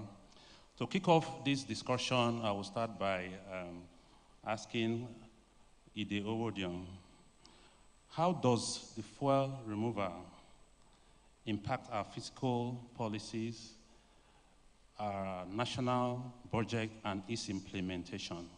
We all have idea of the background of how this has happened, but those impact on the fiscal policies, our budget that is on ground already, and its implementation. Thank you, Owodiong. Well, I think it was quite instructive, the presentation that was made by the Group CEO of NMPC, where we got to know that even the money that was provided in the budget, over 3 trillion, which was meant to subsidize fuel for this year, was not money that was even available. And so I think that the steps that have been taken, of course, is also very, very instructive when you look at the fact that we didn't even have this in the budget, and so where were we going to get the money from to be able to fund the subsidy? Now, beyond that, we have to also look at the immediate impact that it has had in terms of increasing inflation, increasing the poverty levels and hardship of those workers in the economy, increasing, of course, the income inequalities between the various segments of the society. So all of these are things that we know are things that we have to deal with in the temporary, and then take a much more strategic approach towards how we can reap the benefits of subsidy withdrawal in the long term. Thank you very much, Ide. We can hear this was money that was not available in the first place, and it has had an effect of increased inflation, income inequality, and so on. I'll switch to you, Comrade Peter Isele. Can you shed some light on the effect of this subsidy removal on the average citizen, low-income businesses that are transportation-driven? in essence, how does it affect the average man on the street, the impact, both the intended and unintended impact? Thank you. Thank you very much. First, if we have to go back to the address by the CEO of NNPC Limited, and then you look at what we're to discuss is balancing national economic realities and social impact. First thing we ask ourselves is that we have moved beyond whether to remove subsidy or not to remove subsidy. So what are the impacts on Nigerians? First is the cost of living, galloping inflation, and then you also look at the wages. If you look at our earning, what workers earn now, compared to, I'll give an example. If in 2011, you were earning 18,000 naira, which was the minimum wage at that time, your 18,000 naira comes up to about $120 a month. Then you now start earning, minimum wage is about 30,000 naira. In terms of hearing the figures, in terms of figure, 30,000 naira is more than 18,000 naira. But your 30,000 naira equivalent is actually $30. So your 18,000 naira was 120, your 30,000 naira is $30. So what you have is that your purchasing power has been reduced by more than 50%. So what is my expectation of government? Is that government need to look at the area of transportation. The average Nigerian worker spends about 70% of his earnings right now on transportation. So first thing I would have expected was, while subsidy removal has been carried out, but my expectation would have been we have the framework, the structure to make sure that these shocks that will come to the ordinary Nigerians are mitigated. And one of the ways you do that is by ensuring that subsidy now goes to the area of transportation. And I'm happy with everything that the CEO of NNPC Limited have spoken about. It's a lofty dreams, and I hope that we follow through. Because one of the biggest challenges we've had over time is that theoretically, we are a first world country. In terms of policy design, Nigeria can stand in front of any country in the world. But we lack the discipline to follow through. So if we can go ahead with that discipline to follow through, then we can say this hardship will be for a while, and then tomorrow will be better. But if we don't do that, the hardship is going to be there. So what are the likely areas that I would expect government to do? We have to have wage renewal, or we have to have wage increase. I'm aware that they are discussing the new minimum wage. But wage increase should not be the only panacea to a lot of these problems, because the organized labor in Nigeria is less than 10% of generality of Nigerians who are working. So we need to also factor in the other Nigerians and their benefit. The way they can benefit, it has to do with transportation. Then the second aspect is that we also need to look at the other parts of life, what I would call the soft aspect of it: healthcare, education. So I'm happy the president of TUC is here. The Secretary General of TUC is also here, so that when you are negotiating, you also have to factor that in.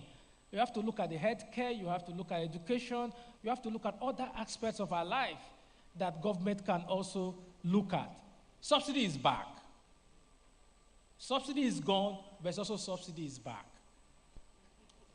Yes. If we are actually going to pay the actual amount, we should not be paying 600 naira. We all know that when we started paying 600 naira, the price of crude was less than $80 per barrel. Right now, the price of crude hit 3 weeks ago was about 90 something. It's at about $89 now. So invariably, for us to be paying what we are paying, somebody somewhere somehow is subsidizing. And that invariably means the government is paying a part of subsidy for us to be paying what we are paying. So it's left for those in government to put on their thinking cap to know that if you really want to bury subsidy, we must think deeper. Because the people government was made by the people, and not the people for government. As I used to say, I would say, the people can survive without government, but government cannot survive without the people. The legitimacy of the government depends on the people. Therefore, the welfare of the people should be paramount to any government in power. Thank you. Thank you very much. Key in what we've heard has been wage value erosion due to this subsidy removal. Other things he touched on was need for mitigations like transportation, healthcare, education, and in other aspects of our lives. And he closed by letting us know that we are yet to see total subsidy. That means even if there's subsidy removal, to an extent, there is subsidy somewhere. Before we proceed, I will hand over to the MC to make some announcement before the next speaker talks to us. Thank you very much. The president of Pengassan and the convener, we want to pause. Ladies and gentlemen, please, we want to pause on the panel discussion. They are still going to be there. Just at the commencement of this panel discussion, we had the Honorable Minister of Labor walked in. Due to his tight schedule, he may not be here till the end of the discussion. So we're going to break for that discussion and take his remarks before he leaves. Please, let's welcome the Honorable Minister for Labor and Employment of the Federal Republic of Nigeria, His Excellency Right Honorable Simon Lalong, CON, to the podium for his opening remarks. A round of applause for him, please, as he comes up here. Please, let's clap until he gets here. You're welcome, sir.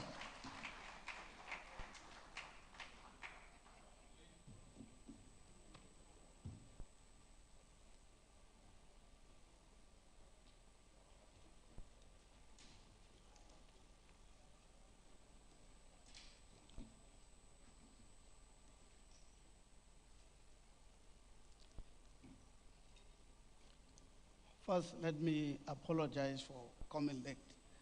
You know my work. There is no protocol. I was rushing to come for my friends for this occasion when I was blocked by Nigerian Union of Road Transport Workers. They are all part of your people. But I thank God I was able to handle them, and I am here. The president of the Pengassan, my dear friend, Comrade Engineer Festus Osifo. I don't want to call you my friend, but until we finish the negotiation. The representative of the Senate President, Distinguished Senator Agom Jarigbe. The representative of the Secretary to the Government of the Federation, Mrs. Simon Yongu. The GCO NNPC Limited, my good friend and brother, Mr. Mele Kyari. Other company chief executives, and comrades in the House. It is my delight and privilege to be in your midst as a guest of honor on this second edition of your Energy and Labor Summit, Peals 2023, starting today in the Federal Capital Territory, FCT Abuja. I am deeply honored to extend my warmest greetings to the Comrade President, Comrade Festus Osifo, who also doubles as the President of the Trade Union Congress of Nigeria, TUC. Other executives and all members of your esteemed association. I am particularly happy because your invitation affords me the opportunity to fraternize with your members who have gathered here from all over the country for this very all-important meeting, because this is my first time of meeting with you since I assumed office as Honorable Minister of Labor and Employment. I therefore wish to congratulate the executive of your union on their wisdom and vision in coming together to organize this year's editions of Peals with the objectives of celebrating the nation's oil and gas industry and to access the progress made so far. This is therefore my historic and timely as it will. This is therefore very historic and timely, as it will also provide the platform for the invited professionals, policymakers, and stakeholders to discuss the various challenges and opportunities that come with the deregulation of the petroleum industry and increasing focus on gas utilization for sustainable energy production in our country. This is highly commendable, and it is my hope that it will be sustained in the years ahead. Ladies and gentlemen, as you are aware, our rich endowment of petroleum resources has long been the lifeblood of our national economy.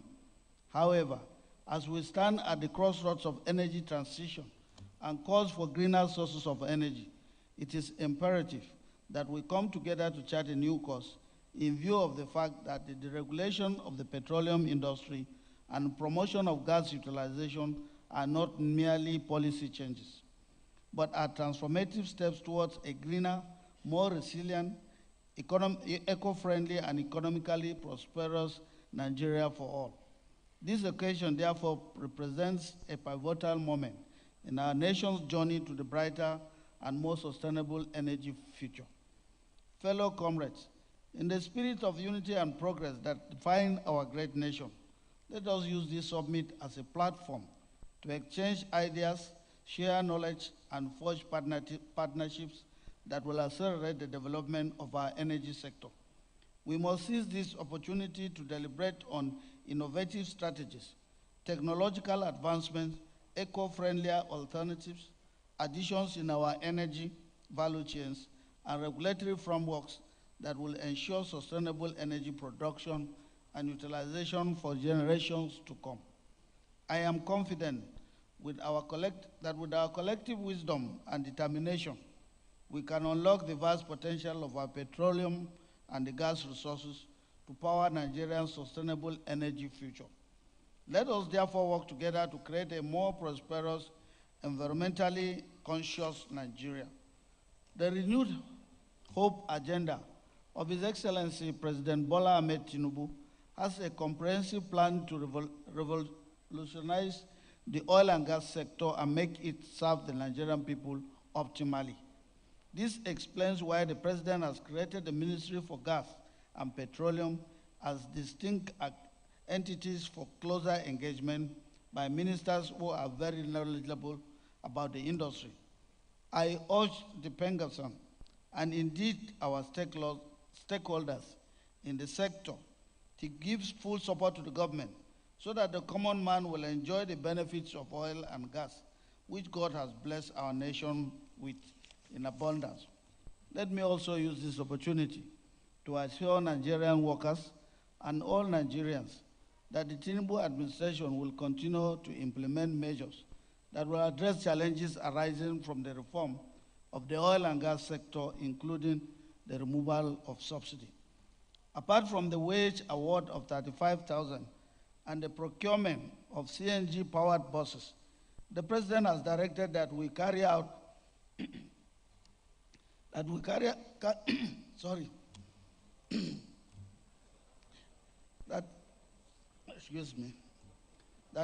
out engagements towards review of the minimum wage, which will be due next year. You can see why I am coughing when it comes to that. Thank you.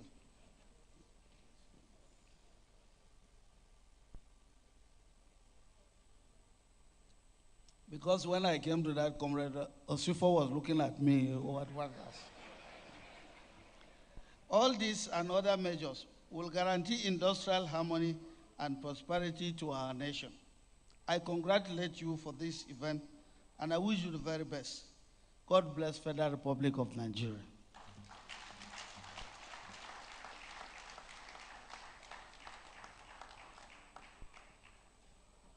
Please, let's clap for him. Let's clap for the Honorable Minister for Labor and Employment, His Excellency Right Honorable Simon Lalong, CON. Thank you for coming. We appreciate you. And we know that very soon there will be that great synergy between your ministry and labor. Thank you very much. President, I hereby hand over to the head of the panel discussion to continue with that session. Thank you. Thank you very much.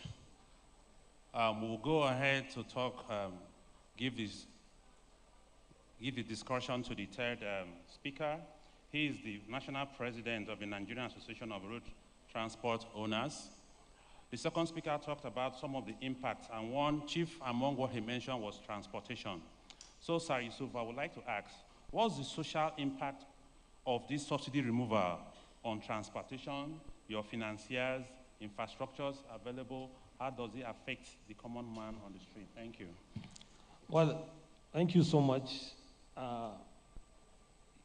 As the Petroleum Industry Act was into place and subsidy removed, meaning that the market forces, of course, will determine the pricing of petroleum product, that is talking about PMS, as well as even the transportation of the PMS.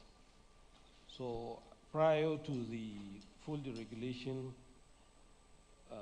on the average, transporters move about 50,000 trucks per month, including PMS, AGO, and other petroleum products. By the end of June, we came down to 45,000. July, we came back to 40,000. August, we came down to 35,000. As of today, the average is about 30,000, meaning that something has taken place, just like the Group Chief Executive explained. The consumption pattern, for whatever reason, anyway, has come down, and in reality is coming in place. Now, there are a lot of factors, of course, that were into play. Probably the financial capacity of the consumers, the appetite to export illegally is no more there because price is probably at par. Even if it is not at par, the risk factors and whatever, and the financial capacity even of the marketers, some of the marketers of the petroleum products, some small capacity marketers could not afford to put huge amount of money into their tank and wait for 30, 40, 50, 60 days before they evacuate, so, and because of the cost of funds. And so many other, alternatives or decisions taken by families. I understand even here in Abuja, there are some families that hitherto were using their vehicles differently. But now they have found an effective way of using a vehicle. You go and drop me in my office, then I'll go and pick you. So there are a lot of changes that made the situation to be different and more effective. Of course, there are a lot of, effect as regards to the owners. Of course, for us, prior to this, you have a truck, probably you optimize the truck maybe 2-3 trips per month. Now probably 1 trip. So of course there are effects on the utilization of the vehicle and probably effect on the financier of the vehicle because you may not be able to meet up. But all the same, in the long run, naturally in every facet of life there are teething problems. But in the long run, of course, we would expect that the other factors, if necessary changes are made, will cover for what we eventually would have lost in this area. At the same time, of course, it's not only the transporters. From what we've learned and what we've seen, there are so many other supporting businesses, people that construct tanks for us, people that do sell tires to us, and so many others. Because of this development, they are more or less also out of business. But just like in the 70s, early 70s, although I was a very young person then, we've heard that somewhere in this country, a lot of pyramids of groundnuts, cottons, and whatever were in place, and they developed the economy. But because of the advent of fuel, everybody stopped and moved to fuel. So probably with this change, so many people reality will set in, and so many people will go back to reality. So as much as we see it as an adverse effect on the current operators, in the long run there are other. And if you look at it, in the last few months prior to the regulation, you will see that the Federal Allocation Committee were distributing about 500, 600 billion per month. As of today, I can understand the last month, about 1.something trillion was distributed across the states, meaning that something has been saved and something has been transferred to the states. And we do hope that, of course, such saving that has been transferred to the state will be used meaningfully for the development of the nation. Thank you. Thank you very much. You've alluded that there has been reduction in number of trucks from 50 all the way to about 30,000. There's reduced commuting, increase in cost of commuting, and if other factors come in play, things would stabilize. Other factors we hear subsequently is development of other sectors. Let me also continue on. Let me also say it here that just like the group chief executive said, we have no option than to move to the CNG, because going by the records, if you Google now, compare the cost of consumption of a truck, 100 kilometer per with diesel vis-a-vis CNG, you will observe that there is a savings about 30 to 50%. However, transporters and financiers will have to look at the cost of combustion of what we currently use from the diesel to the CNG. But if such is in place, I guarantee if you check online, Google, you will see that there is a savings of 30 to 50%. So which is also a very good development. And lastly, you're talking about the alternate source of power in our vehicles. Okay, for time's sake, I will move to the fourth speaker, Honorable Commissioner. I will ask you, considering how the removal came to be abruptly, the actions and inactions of government to immediately provide mitigations, how has all this impacted the perception and trust of the public on the government? Thank you very much. First of all, I would like to say there is no birth without blood. However, you remove subsidy, there will be abrasion. We can't say it was abrupt because this conversation has been on since, well, maybe 1993, the first time the then president, military president, attempted to remove subsidy. It's always been a recurrent decimal. What I observed is poor communication. If you want to do something so deep that affects almost everyone, there should be a task for the National Orientation Agency. If the military could conduct those campaigns during Mansa days, why shouldn't you go to the villages and tell them that in a single year, 2022, we paid $9.7 billion as subsidies. That is the budget of 35 states of the country, only Lagos out of it combined. If you have your entire budget, you perform 100%. And we know that budget performance by sub-national governments in Nigeria is approximately about between 50 to 70%. Only some best of them, some that are attack the best of them, do up to 80%. Now imagine all of the funds you provision for in a year for 35 states expended on just one commodity. It doesn't make sense to continue in that direction. So people will always react, but what they should be asking are the right questions. Does the government have the data to actually intervene? The answer is no. Up to now, we don't have the data. When we discuss minimum wage, for whom? Just a tiny fraction of the population called Nigerians you are dealing with when you are mentioning minimum wage. The rest don't earn any minimum wage. And we also know that even when the subsidy was paid on PMS, that about 40% of the poor, of the population, the poorest, they only access 3% of the so-called subsidy. So from day one, they have been shortchanged. Now the question they should be asking is that, are they included? Do we have any repository where we can just pick the people who are called the so-called poor we are reaching out to? The government doesn't have it. I'm happy with what the Minister of Humanitarian began some days ago by first of all saying, let's interrogate what forms this basis of this social intervention.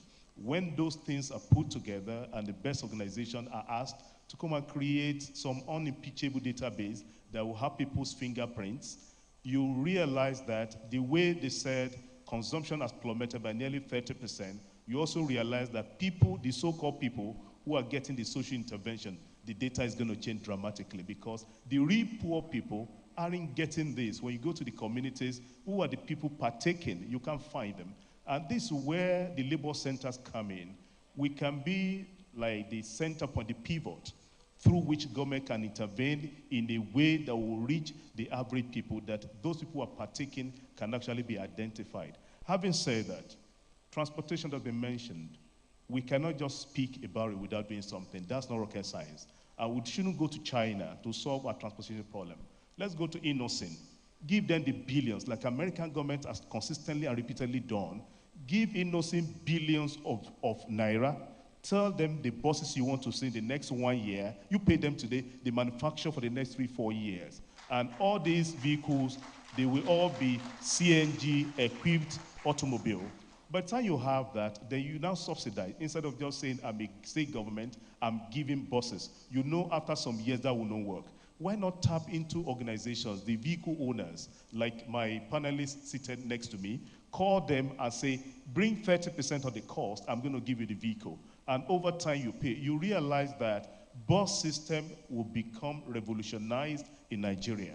Many people who go to work don't need to transport by driving their own vehicles to work. They have to do so because they don't have an alternative.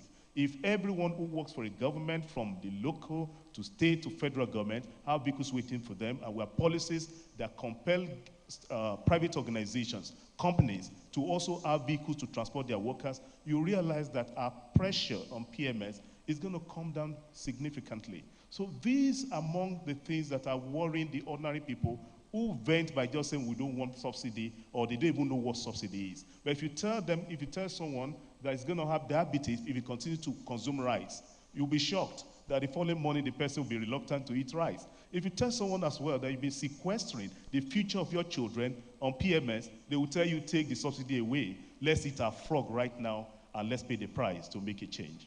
Thank you. Thank you very much. Thank you. He has succinctly put it. One of the issues has been poor communication, and what that would have done is to get the citizenry ready, understand what to expect and the effects, whether planned for or otherwise. Another one has been the data availability in even implementing some of these.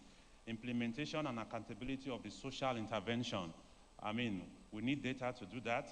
And also, chief among what he has mentioned in my own head is development of local competence in profiling some of these solutions. Instead of going out, we look inwards and develop what we have. I will want to give 2 minutes each to everybody going around again. Let's talk about what could we have done differently. What can the government, what should the government do for mitigation? So, Ide, I would ask you, what are the social repercussions that subsidy has brought to us? And especially for the low-income earners and the small-scale businesses within their sphere, what could they have done? What can they do, both presently and looking forward, to better position them for the impact of this decision? Well, clearly, it's obvious that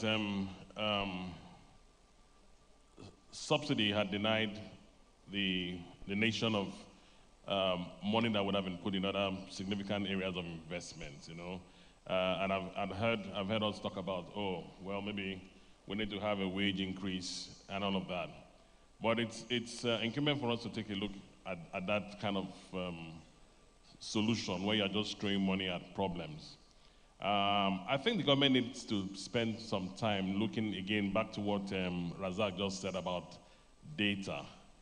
If you look at 10 years data, 2010 to 2020, we spent about close to about $40 billion on foreign exchange for education and healthcare. I think health was about 11 billion. Now, this is something that I think the government should focus on. If we take the money that we're going to take out of subsidy and reinvest it in the significant upgrade of our education facilities, the quality of learning in our tertiary institutions, secondary schools, and primary school, you're going to save significant amount of money and reduce the pressure on foreign exchange. The same for healthcare. And of course, education and healthcare, those are areas where you can equalize the existing gaps and inequalities within the social categories and social classes in the country. Right now, I'm sure many of us in this room are the beneficiaries of that, where we send our children abroad to go and study because we are worried about the quality of education in the country. But if we take 28 billion that we spent over the last 10 years, I mean, last year I think we spent about 10 months data for last year was about 1.3 billion foreign exchange on education. If we put that back into our university system and upgrade our educational system, that would provide access to education for low-income people and also middle-class and high-income people studying here in Nigeria. Last year, we spent close to about 2 trillion naira on food imports. That is an area where we will have significant impact on low-income earners if we can get our agricultural system working. Imagine what was going to happen if you keeping that money, 2 trillion, is not going outside, but it's here in Nigeria to develop agriculture. Food will be cheap, and of course, the challenges that we're facing on inflation, et cetera, and poverty would be addressed. And of course, the other one, of course, is what we've talked about a lot about transportation, investment in transportation. So those are the 4 areas I think the government needs to spend more time on: healthcare, education, transportation, and agriculture. That would help us reap the benefits of this subsidy withdrawal.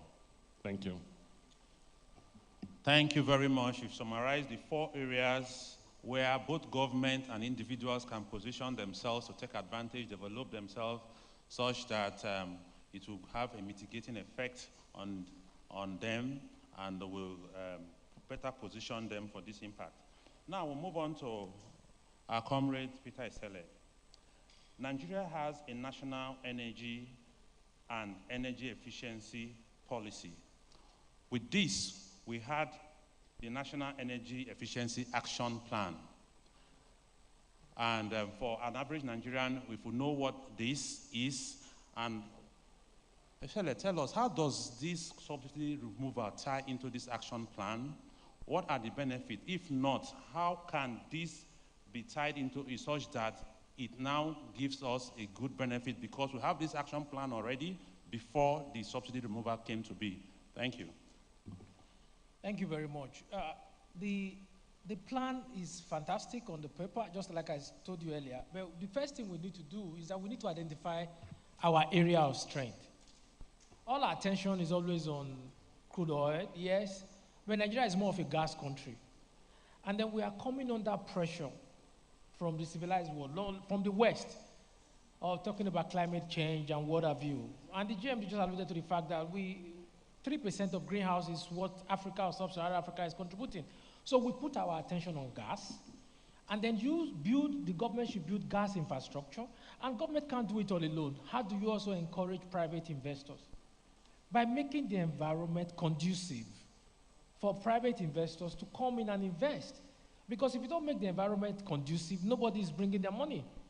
Now, the president of Pengassan in his speech also alluded to the fact that a lot of IOCs are divesting. The reason why they are divesting is also the fact that the security of the pipeline are also not guaranteed. So if people don't have that faith that, one, your laws will guarantee them the opportunity for them to make money, and then your judiciary should also be there to guarantee them that if there are any need for arbitration, that they will get justice. And then thirdly, the government must also ensure that the banks are there to finance it. You know, you want to set up a business, and the next thing you go to the bank and they're telling you 25, 30%. No economy can grow when you are paying 25, 30%. So what you have is that you are going to be inviting people from outside to come and develop your economy. And let's be frank, nobody will develop your economy for you. Development of any economy is inward. If you go back memory lane, the Japanese economy was first of all developed by the Japanese before support will come from outside. So we need to encourage local indigenous companies to invest in that sector by making sure that they get soft loans that will make it easier for them to actually come into that sector. And that sector is dollarized sector, And once people know that, yes, they can get soft loan from the government, from the banks, it makes it easier for them to invest. Let me just go back to something Razak said. He talked about minimum wage. Minimum wage is how a society defines how the lowest will live by. So even in America, it's decided this is how much you must pay. You can earn more, but as the name goes, it's minimum, or you can pay maximum wage, depending upon how you look at it. And the key here is, how do we also reduce our pressure on FX? If we allow investment in that sector, there will be less pressure on FX, and we would have less pressure that we go through on a daily basis. An example, I'll give another analogy. Okay, I'll give another analogy. If actually we are exporting petroleum product, if we're exporting petroleum product, we will not be talking about looking at $10 billion or having local companies now going to the parallel market to source for dollars. The GMP of NNPC also in its address, which I took note of, is that right now we are talking about national plan and we're talking about deregulation. When you remove subsidy, the plan was to deregulate that sector. So what I can confidently say, what we have now is partial deregulation again, because if the NNPC is the only one importing product, then that is not a complete deregulation. Thank you. All right, thank you. We are pressed for time. This is a topic that we can go on and on. I would like our comrade Yusuf to give final thoughts to this discussion. But before that, I can't help giving Razak Ube, and it's important for him to talk to us. What do you think about the economic gains, potentially, vis-a-vis social consequence as it has been discussed here? And looking at that, what are other policies or alternatives that could or we can implement such that we harness the economic impact while balancing or mitigating the social impacts as enumerated here? Thank you. Thank you very much. First, the closer government to the people are the state governments. Serving the state government, I can tell you firsthand that before now, you had limited resources coming. That will impact your ability to control roads, to provide hospitals, to even intervene in areas of healthcare and other areas. Now that you have subsidy funds coming in, the allocations to states are going up, and by implication, the size of what you can administer will change, and there is no way in no time people will begin to see the impact of subsidy removal. Let me clarify, the campaign I mentioned was not adequate. Of course, you realize that this government removed subsidy the very minute it was sworn in.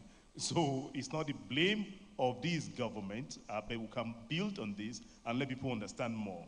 And for the poor who are the receiving end, when I say minimum wage, I don't intend to assume that you can use that as a, let's say, as a template to understand the downtrodden, the lowest paid person in the society. But where we should focus on is formalizing the so-called informal sectors. I mentioned data.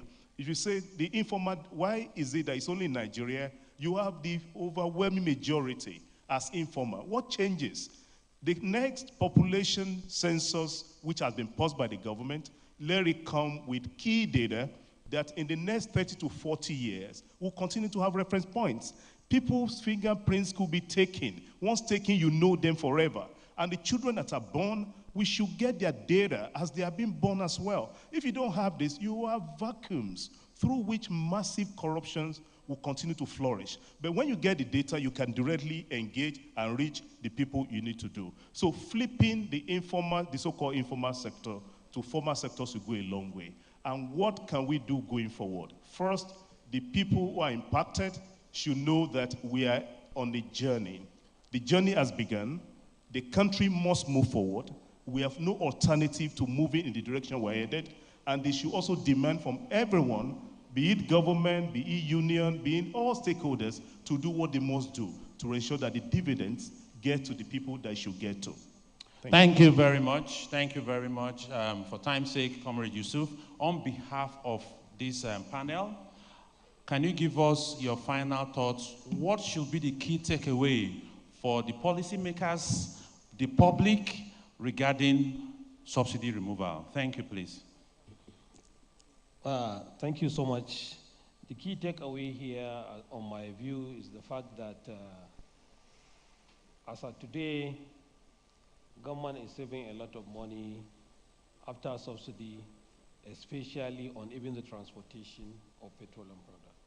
Hitherto, government pays for transportation across the country and equalizes the transportation. But there is a lot of saving on that. Now the market forces the timing. Now, also you find that government has saved a lot of money, even on the pump price. Government has saved a lot of money, you know, because now there is no smuggling of this petroleum product. So it is a very good development, such that some of this money is now even channeled to proper use in terms of the fact distribution. I appreciate government decision recently, the usage of train from the ports to Ibadan is a very good development. We would like to see such in place, usage of train, for example, for petroleum product, other heavy-duty goods, because I can see even, I understand there is a trend now from Warri getting to Ibadan. If we can use that, and if we can also use such train to move other heavy-duty goods like cement and whatever, to go a long way in reducing the weight on the roads. Because as far as I'm concerned, just like I said the other time, government spent a lot of money on the repair of roads through Federal Ministry of Works, through NDDC, through constituency project, through FEMA, through state project, through local government, yet we still have bad roads. It means something is wrong. And it means that there is heavy weight on the roads. So government is saving a lot of money, and there is need to channel a lot of such money into proper use so that we get benefit of the saving. A lot of people are suffering now, but like we keep saying, in the long run, we are going to benefit. I believe that the saving is for good and is for tomorrow. And also the fact that before now, the collection or the FAC, everything is distributed. But now, there is still, apart from distribution, there is still some saving, which is kept either in several World Fund or so, I don't know. But I can see there is a lot of saving for tomorrow. So as much as possible, this deregulation has brought a lot of changes, and we believe that these changes will be for the good of the country. Thank you. Thank you. There you have it, comrades. We have diverse discussions and an insight on this topic. Thank you, panelists, viewers, thank you very much. I hope with all this, we will join hands and our viewers will have better insight and understanding of the issues and what we as people can do and what the government, the expectation is, and will hold the responsible stakeholders accountable. Thank you very much. Thank you. A round of applause for them. And I would like to invite the panelists. Let's take a group photograph before we step off the stage. Thank you. Please, let's put our hands together for them. They have done justice to that topic. Fuel subsidy removal, balancing national economic realities and social impact. I thank you, Anyete Odo. Thank you, Ido Wodeong. Thank you, Peter Isele. Thank you, Yusuf Woodman, and also Razak Obe. A million thanks to you all. We're going to have a group photograph quickly before they get off the stage so that we move to the next item in our program.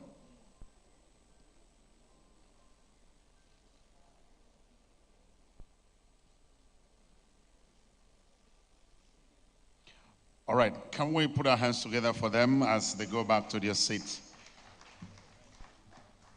Mr. President, we're almost at the point of calling it a wrap for today, but we still have a very important presentation to be made, and that is on enforcing stakeholders' accountability for achieving sustainable energy goals.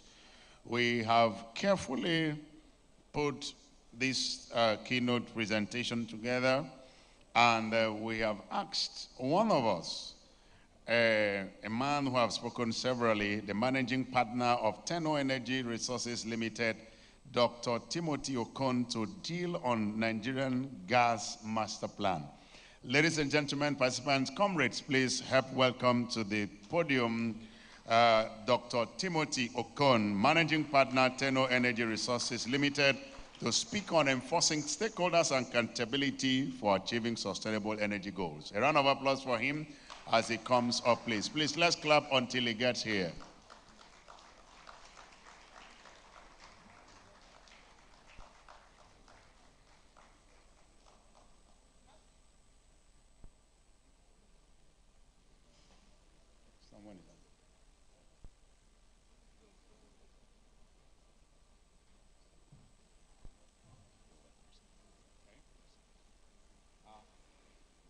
Okay, do I have my slides?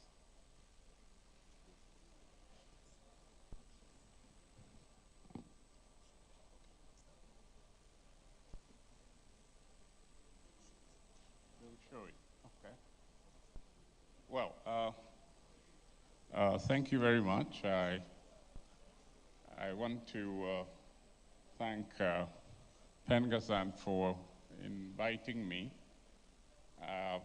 Before I accepted, I think I spoke to my nephew, and he told me, he said, well, don't tell them that you support subsidy removal,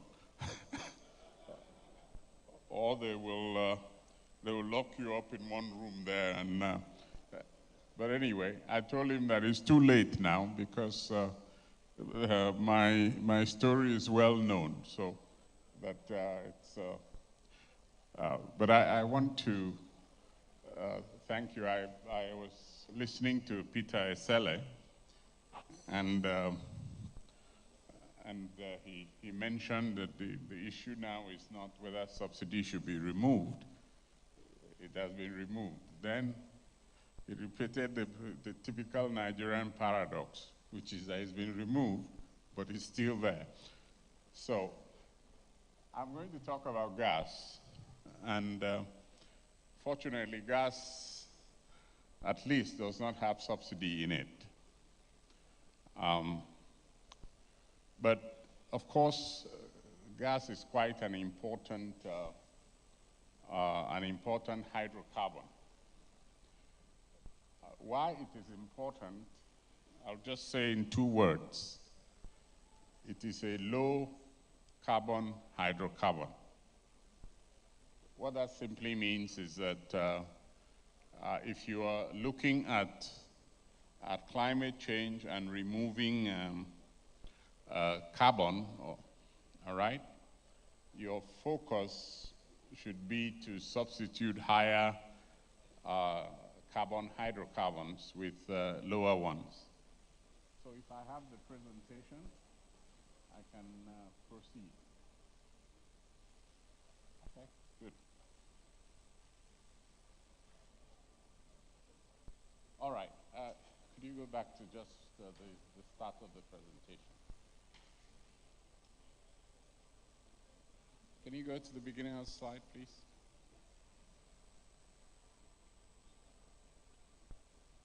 Okay. All right, next slide.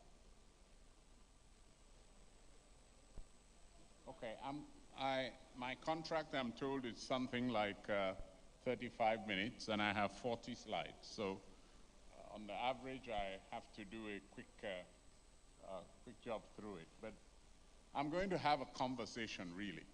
And of course, the presentation will be left here with you. But I'm going to have a conversation. What is the gas master plan?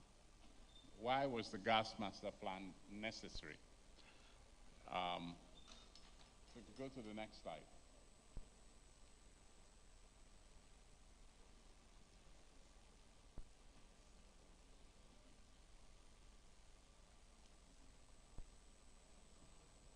Can I actually have the, I think I can do it faster, right? All right, so what are the basic components of the gas master plan? The gas master plan sought to establish a framework for which gas was going to be monetized especially domestic gas, was going to be monetized in the country.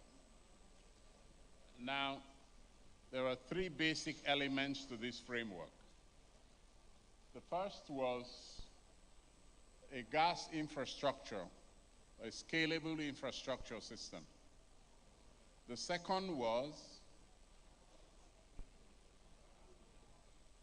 a domestic supply obligation. And the third was a commercial framework by which gas was going to be sold.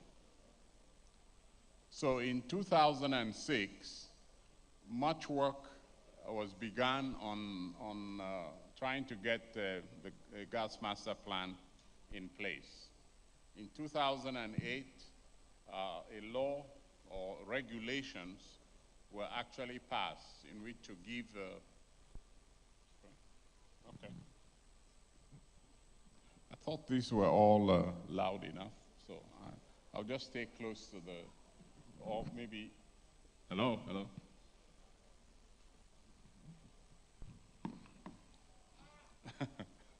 Okay, so the framework established three elements. I'm going to talk about the three elements. Why do you need a framework for pricing? Because the pricing regime with gas then was simply related to fuel oil. And fuel oil was, again, like most products, had a fixed price. It was a subsidized price and did not reflect any reasonable market. Okay? So you needed a framework, a commercial framework for gas. Then the second thing is what is referred to as scalable infrastructure. Because gas is not as fungible as oil is. Oil, you can put oil in a tank and move it from location A to B. Gas, you have to either compress it or you would have to use cryogenic units to move gas. So gas, of course, requires a higher cost to move than you ordinarily would do with oil. The reason for the domestic supply obligation was simply that there was a general preference for not the domestic sector.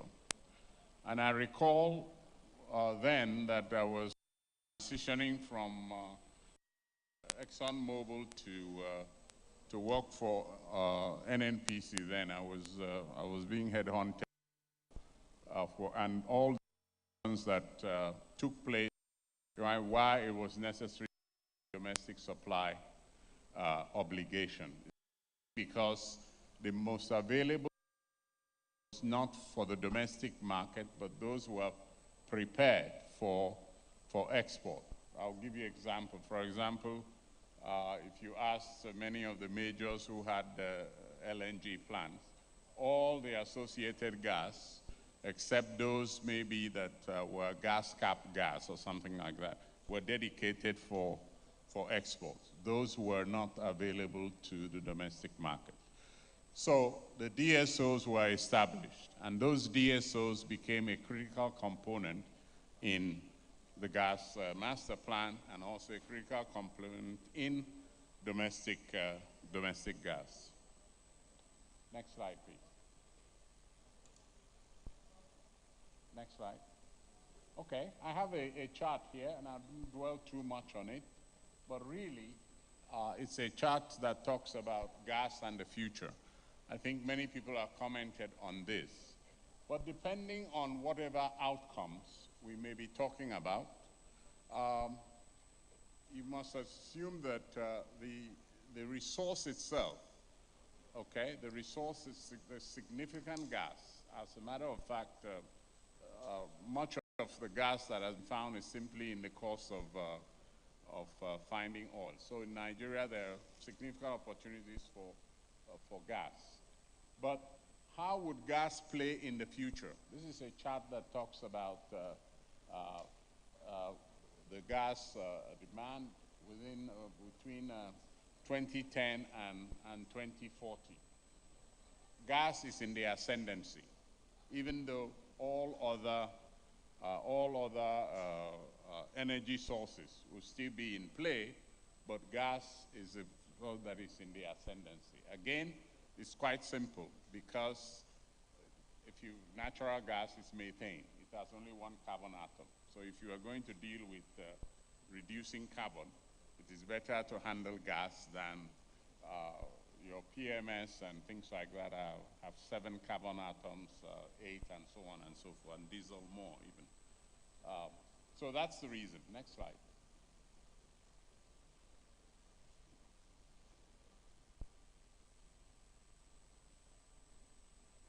Okay, we've changed it to the central. Okay, so if we now look at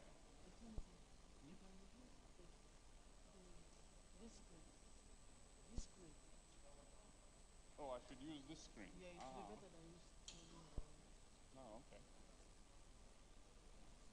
All right, the next slide actually deals with demand, Nigerian demand for gas. 2 important observations. There is a peak in 2015. So why did we have a peak in 2015?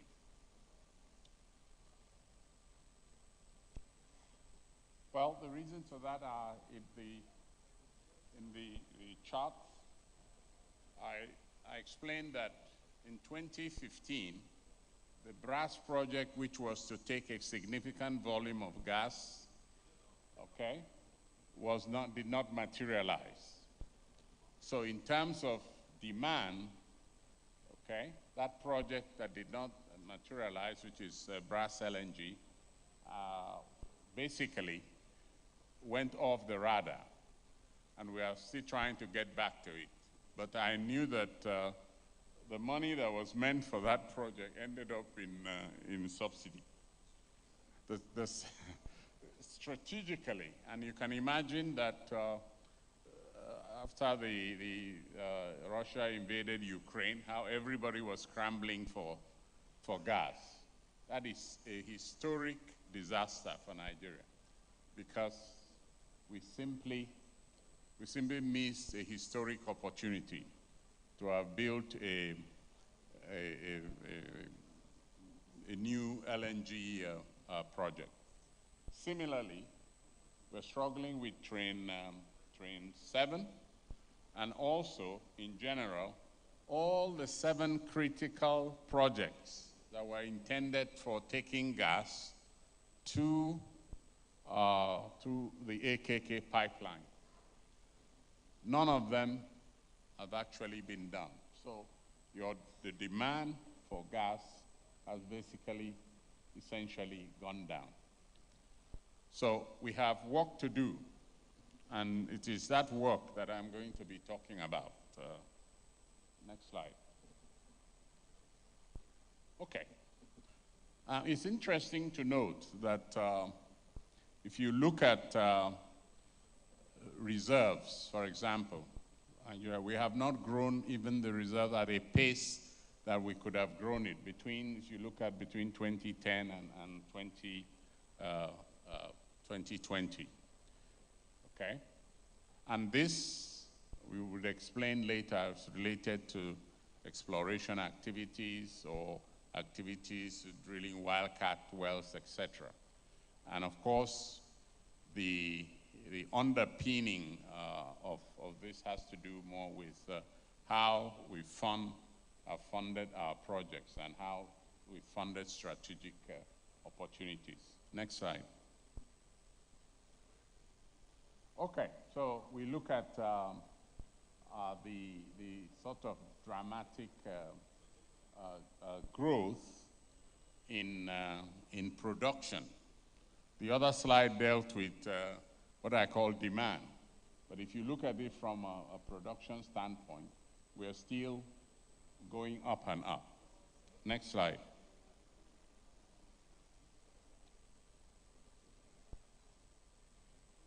Okay, So if we then take the relationship between reserves and production, or put it in a way, what have we used gas for? In general, if you look at the manner in which we have utilized gas, we have done exactly the sort of thing that is very similar to what we do with crude oil. An LNG project does not necessarily convert gas to anything. LNG is a transportation mechanism. And therefore, if you are selling more LNG, you are simply shipping gas where they would have a regas terminal abroad, and they will convert it back to gas. There is no added value to the gas. You are not converting the gas to anything.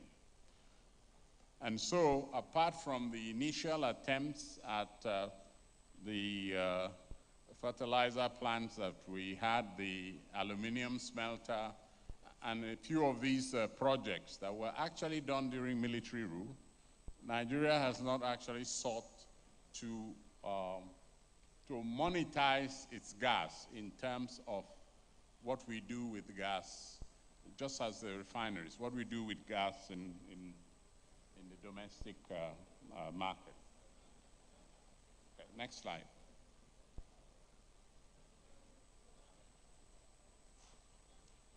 Okay, so when you look at, again, you look at polypropylene, apart from the petrochemicals that Indorama bought, all the petrochemical plants that were tied to the refineries have really not performed. So you find that comparatively, if you look at the countries in the world, Nigeria's production of goods, either gas-based industries or gas conversion industries, that's some of those gas conversion have not really materialized. There is some good news. Here there is brass fertilizer. I think NNPC is committing some resources to that.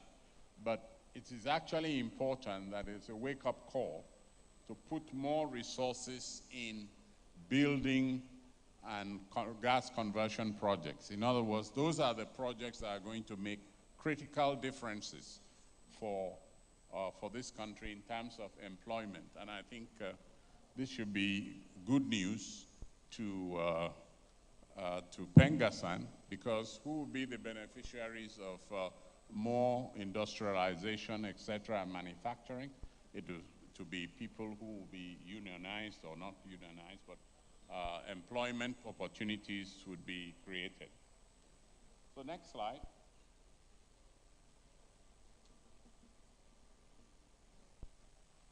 Again, if you look at, if you take this from a point of view of reserves production ratio,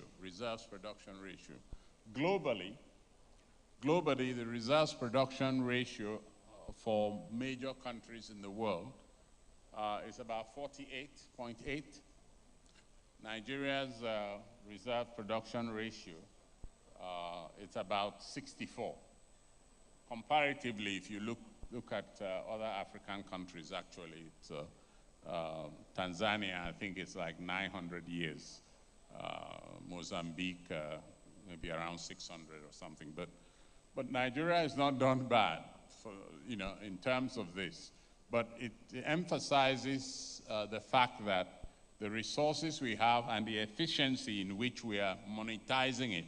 Remember, nobody can predict when the age of gas will come to an end. As famous Sheikh Yamani quote, in which he said, the Stone Age did not end because the world ran out of stones. The gas age or the oil age will not end because you've run out of oil or gas. No, it will simply be that the economics of oil and gas will be superseded by something that would be more energy efficient and cost less. That is economics for you. So we must be mindful of the fact that this is a season that we must spend more time monetizing natural resources, especially energy-related natural resources. Next slide. Okay. And again, I don't want to dwell too much on some of this, but the National Oil Company is actually the dominant player in the gas market. It controls the upstream market, essentially. So it has actually the biggest influence on which direction the gas industry would go. And I think GCEO has gone, I think, but it's critical to understand that the role that the National Oil Company, if you look at Section 64 of the PIA, for which it is the beneficiary of the assets in the JV, it's also a beneficiary of the licenses and leases under the PSC. So it's a significant player. And this analysis just shows the HHI is the Hirschman-Herfindahl Index, they call it. But it shows that the National Oil Company is dominant. Therefore, the direction of gas will really be the direction that NNPC Limited will take. And this is something that will be critical for the future. Next slide. I think I have 3 of those slides. So, go forward. All right, so how is the domestic market for gas? And who are the players? Of course, you have the producers, and then you have the consumers, those who are buyers. You have, by virtue of the 2008 regulations, you have GSCN, but even that has now been superseded by the PIA, because the PIA actually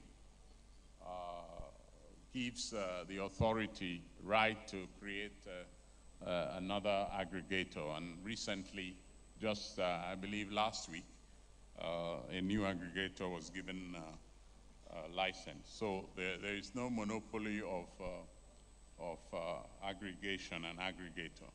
This is a clear sign and indication that we're moving away from a phase where you have monopoly structures to more competitive and open structures, which should benefit the exploitation of gas. So, of course, you have the suppliers, then you have the regulators, etc.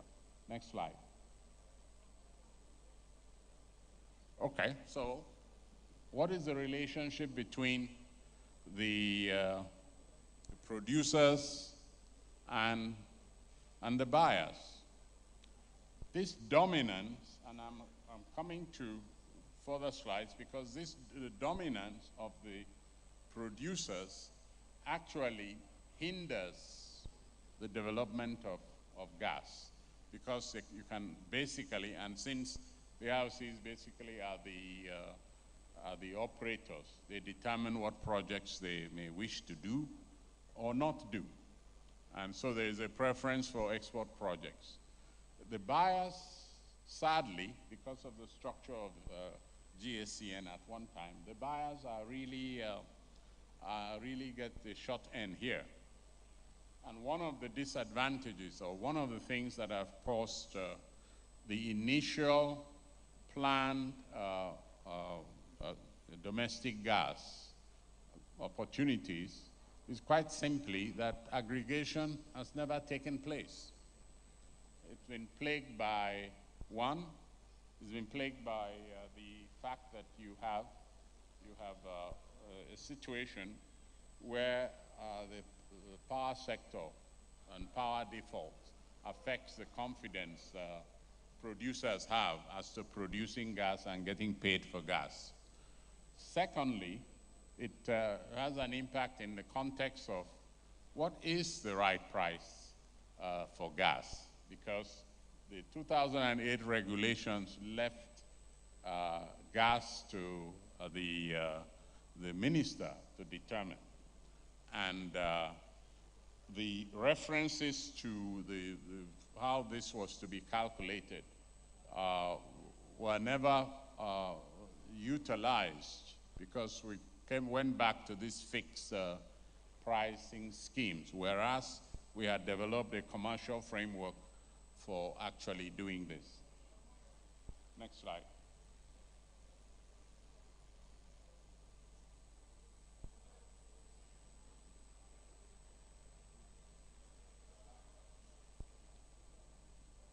Okay, this is an example of some of the projects that have suffered as a result of our inability to actually convert that gas to different products. So you have methanol and petrochemicals, for example.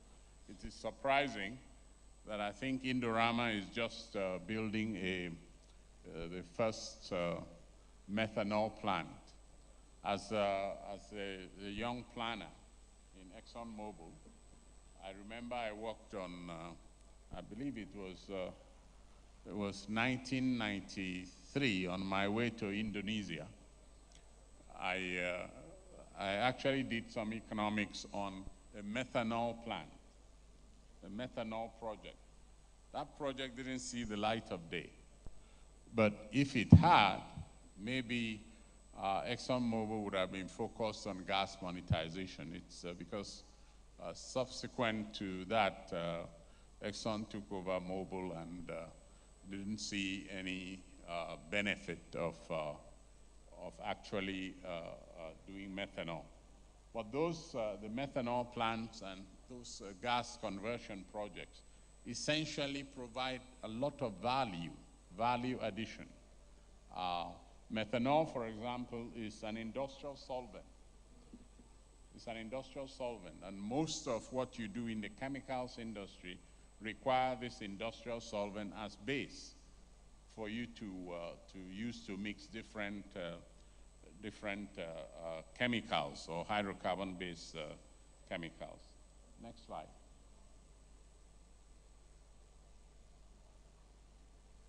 Okay, we have until recently fertilizer and ammonia and urea. Until recently, when Dangote entered the fray, the only working fertilizer plant was actually in Indorama. Again, the 2 trains or so that they have, 2 fertilizer trains, and I think they're building a 3rd, and then they're building a methanol plant. Next slide. And I note that NNPC recently signed an agreement with Indorama so that gas, they will have access to more gas and they could monetize more of the gas. Okay, so this is an overview of, so why do you think, or why would we think that gas itself has not taken off? Why is it that gas has not taken off like it should? If you look at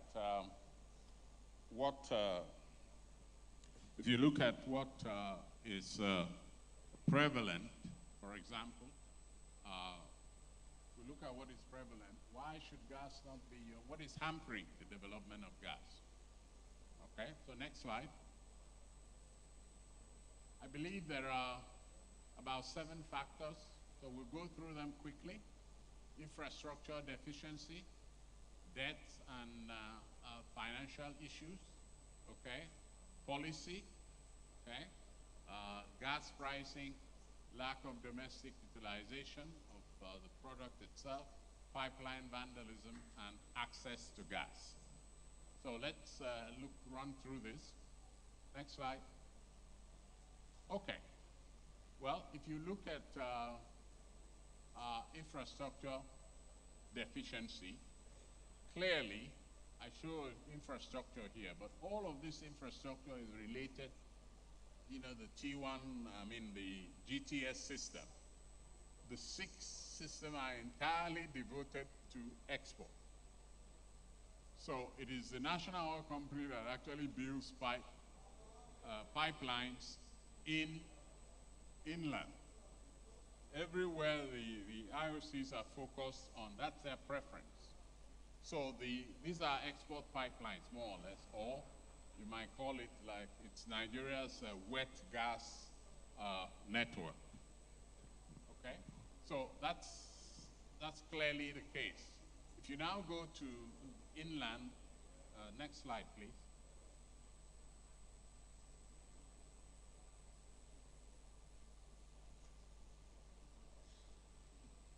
Where's the next?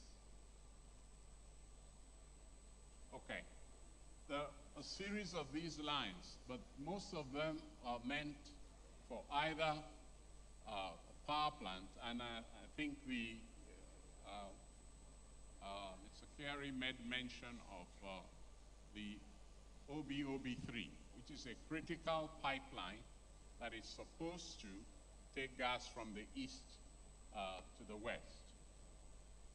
The absence of these critical pipelines for that gas, because the 7 critical projects were actually meant to provide transport got right up to the AKK pipelines that are being built. But those projects have not really materialized. Next slide. Next slide, please. Okay, so if you just, okay, that's very well. So there are financial issues. What I'm showing here is a typical budget. What I'm showing is a typical budget. And the budget, proposed budget, you would have like 15 billion that is supposed to, if you look at all, say, the JVs, right? And only 10 is approved. Oftentimes, these cash call shortfalls, given the constraint of the national oil company in getting funds, these result in significant cash call arrears, and this is an impediment to getting gas on time and delivered to the right sort of projects, etc. Next slide. Okay, an example of this used to be that NMPC would negotiate what was called MCAs, alternative funding schemes, etc. An example of it is what happens here. This is a system whereby you borrow money and then it's escrowed, the proceeds and all that, and then the project is developed and it reverts to the equity holder. Those projects that were done, I think, are probably completed now, and there is no new ones have been signed. So that's one of the issues. Next slide.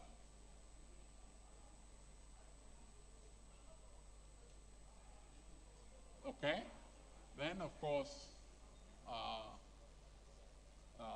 political instability and, okay, and of course, it's really political economy, so to speak.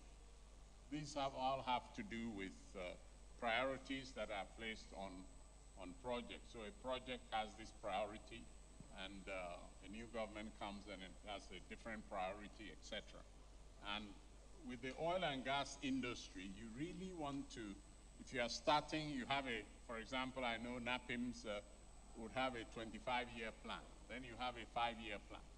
Once you commit to any of those, then you want the plan to go through. If not, if you stop funding, it costs you much more.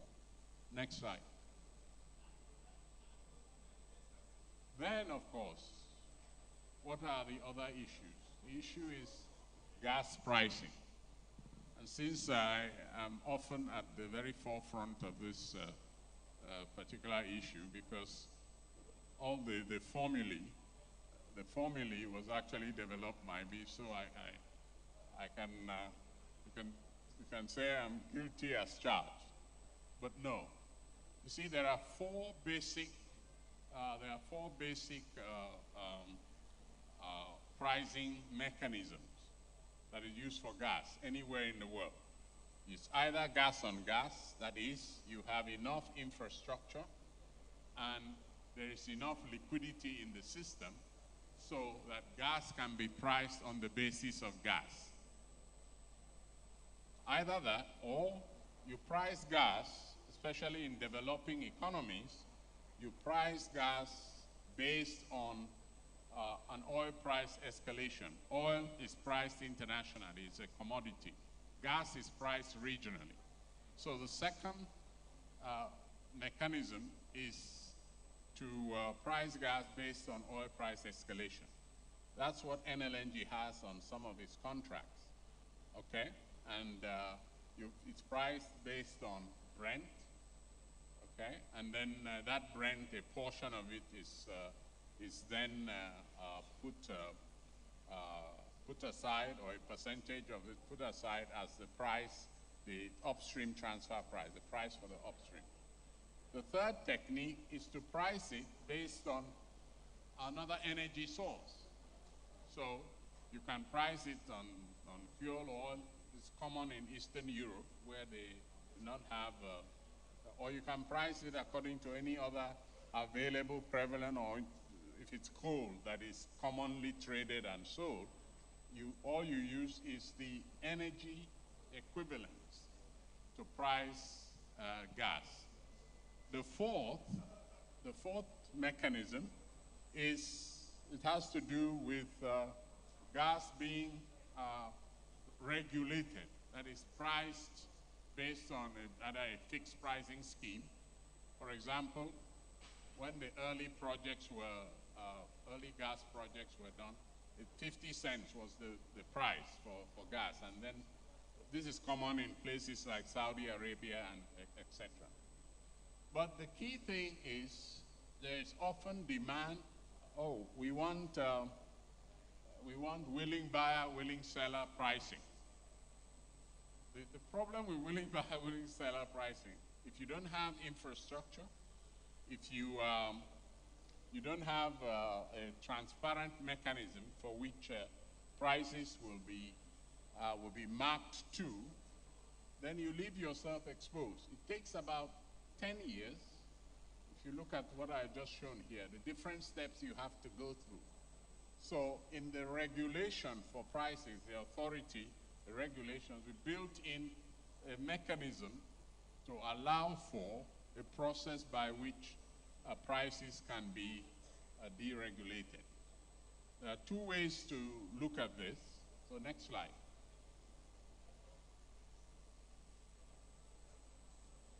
The previous arrangement was that this fixed regulated pricing scheme in which the domestic market was defined by a pricing scheme that has the upstream, then transportation, and then the distribution tariff was higher than the price of the gas itself.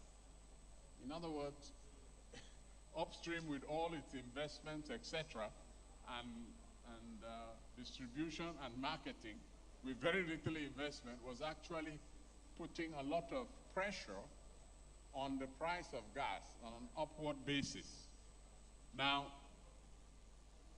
this is one of the reasons why, literally, the textile sector is decimated. The textile sector is decimated because if you allow this sort of thing to happen, the red arrow shows the price for NLNG, the upstream transfer price. But you can see the other companies who are in the domestic sector paying sometimes almost twice for upstream gas, that is, and then by the time they get it to the end user, the prices are $8 and above. I don't know whether it has reached $10 now, but this was dealt with. This has now been dealt with, I hope. The authority, there are regulations as to how the pricing is to be done. And the effect of this has cost Nigeria employment, and the textile industries in all these places are just completely decimated, completely decimated. Next slide. So what do we have to say about pricing, a sector-based pricing, and the rationale for it? The sector-based pricing was actually based on economic analysis, and I ran most of those economics.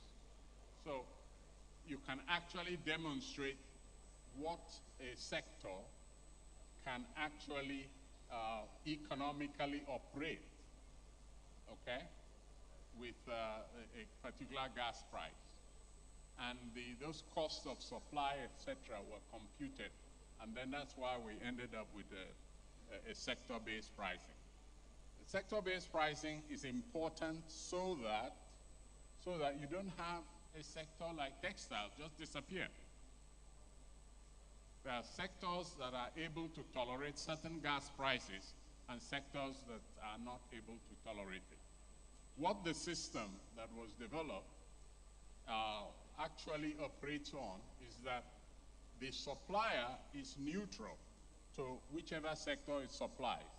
And that is what the purpose of aggregation was all about.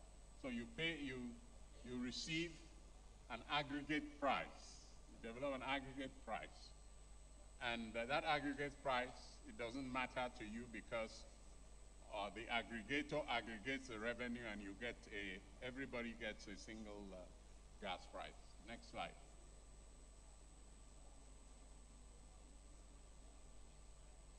Okay, next. Okay, so this is the basis of the sector-based gas price. What you have here is the cost of supply curve. Now, I don't know how good your eyes are, but I know closer I can tell you that this is based on an analysis of about 30 TCF of gas that was done both on the basis of PIA and also on the basis of PPT. There is 30 TCF of gas that is available for the domestic market. And based on that, you can have these ranges of prices. And recently we did the same for aluminum by testing what is the kind of price that the aluminum smelter in Ikorobasi can tolerate. Because the cost of keeping that in operation, the cost of trying to make sure that we have people in employment is sensitive to the price of gas. Because aluminum smelter basically needs gas to run the power system. And that power system is critical because it consumes a lot of energy. Anyway, but that's the basis. Next slide. And so what we developed, okay, was supposed to take care of any sector you could imagine, whether it was iron and steel, whether it was an agricultural sector or a manufacturing plant that does tiles, etc. There will be a range of gas prices. And the economic basis for this pricing was also stated clearly. Next slide.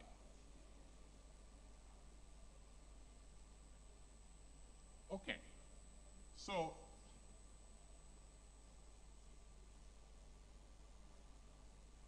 domestic utilization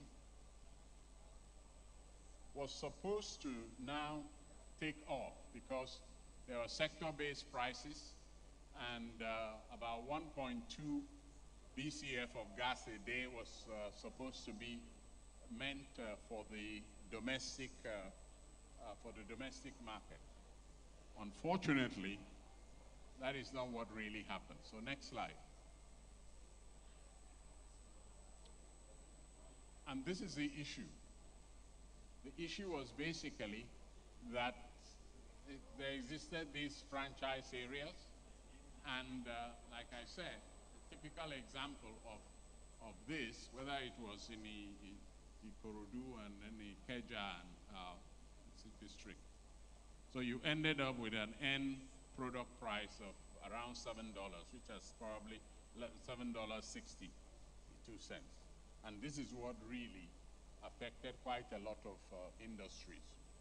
And I sometimes would ask, why do you think in the East there are very few people who uptake gas? Well, it's simple. It's simple. The GSAs that were signed were skewed in favor of the producer. And an average businessman in the East knows that all he needs to do is to give an LPO for 45 days, and diesel will be delivered to him. 45 days later, he pays for the diesel. He doesn't have to sign a 200-page contract. That's what some of the businessmen basically. So we are missing an entire section because we are not managing prices that well and understand the dynamics of the market. And that probably is going to change now. Next slide. Okay. Now, the next reason is really pipeline vandalism. Pipeline vandalism, basically, if you take down an oil production pipeline that produces oil, okay, that activity will be stopped. But of course, production usually involves both oil and associated gas. Since most of Nigeria's gas production are from associated gas, so gas is impacted by many of these criminal activities. Next slide. Now, the final reason why we have problems with developing gas is actually access to it. In the late 50s, in fact, the mid 50s, because in 1955, before Loibiri was a discovery, there was actually a gas field that was discovered in Anambra Basin. Okay? Those fields are still there here today, and they are untapped. In fact, the well was drilled up to 11,500 feet, I believe, and it had a kick and a sidetrack. It had a blowout, and then the well was capped. Then the next year, 56, another well was drilled, and it found about 1,000 feet of gas. 1,000. But in 1956, nobody knew what to do with 1,000 feet of gas, and so it was abandoned. It's still abandoned till today. Okay? So I show this to illustrate what I mean. There is a series of gas, for those of you who who worked in ExxonMobil, you remember the Osari field? Okay. Anyway, Osari field is part of an anticlinorium. So this is a series of gas fields that increasingly would have oil when you go up deep of the anticline. But the significant point I want to make is the Ukwo field, okay, is part of this system. When Ukwo was given as a marginal field, I just wonder, what was the reason why this wasn't given out? Okay? So the point is that we're sitting on the resource, but people are putting it in their cupboards and going to sleep. Let me repeat myself. Ukwo field was given, I don't know, I think I know the owners of Ukwo Field, but I am saying that there are a series of fields there. They could have been developed. Something could have happened, you know. All right, and these onshore, there are so many of these fields. I mentioned the Nambra Basin. You go to Cross River, there were wells that were drilled. When you found gas, you left it. You just plugged and abandoned. Okay? So in the decade of gas, okay, our regulators need to take it upon themselves to provide access to this. Okay? So in doing this, you increase economic activity, right? And there is no company like Shell or ExxonMobil that will be interested in 500 BCF of gas. Many of these were drilled in the early 70s, okay? And they will probably remain there in the next 40 years if you don't pull them out and say, we will have a licensing round, because that's what the PIA prescribes. You have a licensing round and expose these opportunities to Nigerians to go and be. So it is not enough to say we have 200 TCF. Well, but who has access to it? It's an academic exercise because it takes work to do it. So the gas master plan was really to get Nigerians working. So far, in the past how many years, we have not succeeded in doing that. So what is the solution? So next slide.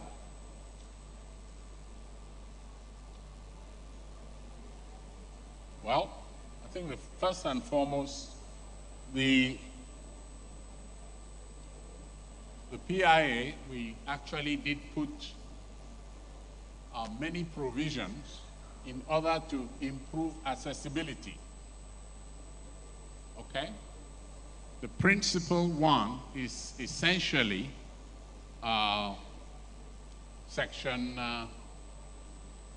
well, it's the second one actually, but it's section 93, where all the OMLs that currently exist, which have different oil fields, etc., the task was that within 2 years, the owners of those will have to determine what they are going to keep and what they are going to let go. The key was that they will keep 40% of the acreage, and whatever they cannot reserve, then those would now be available to the commission to go back to the federal government, and then the bidding exercise will be conducted.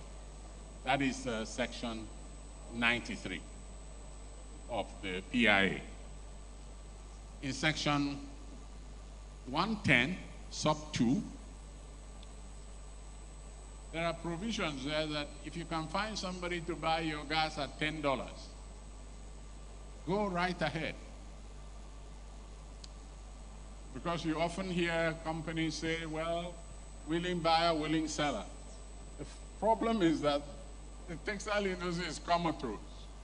So nobody is buying gas from you, except maybe a few cement companies, okay, because of transportation and all that.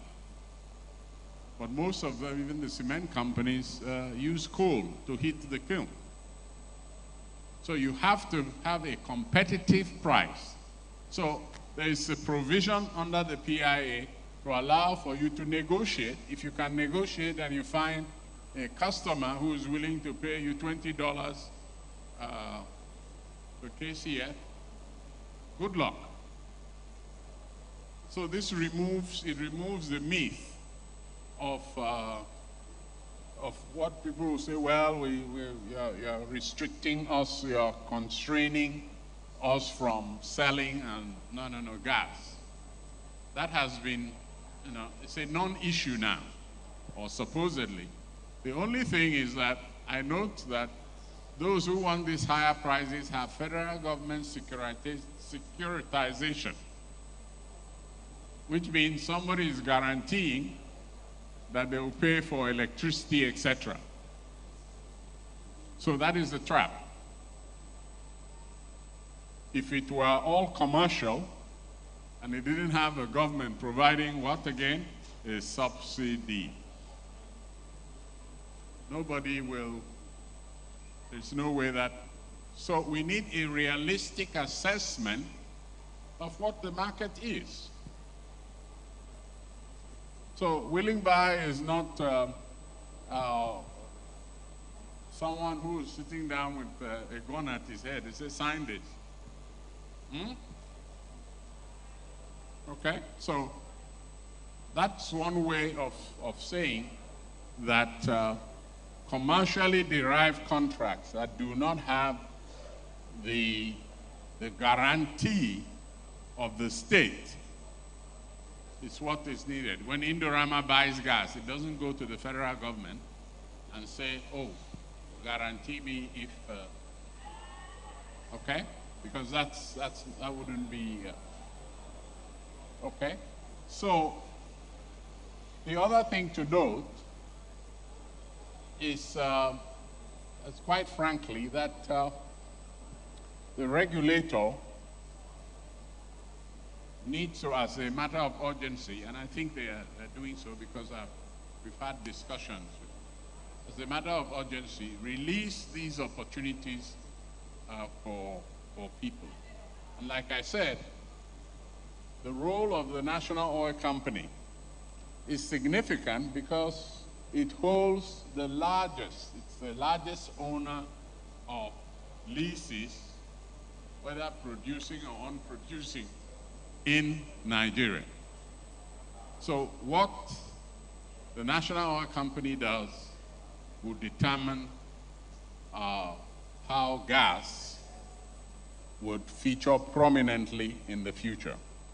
And I've been told that there's a new GED now, so I've been told, he sent me a note actually the other day, and I know he understands my passion for gas and the passion that we have to make sure that we do not miss this great opportunity, that the decade of gas will not just be a slogan, but it's an opportunity for people to build small plants. You know, there are mini power plants. There are all sorts of things that you can do with delivery of gas these days. And the greater the flexibility, the greater the opportunity for investment, the greater the employment opportunities that would result. Thank you very much for your attention. Yeah.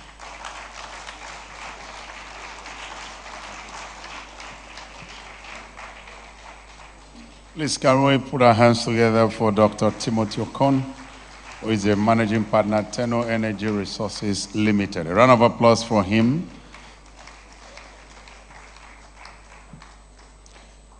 Mr. President, quickly, we're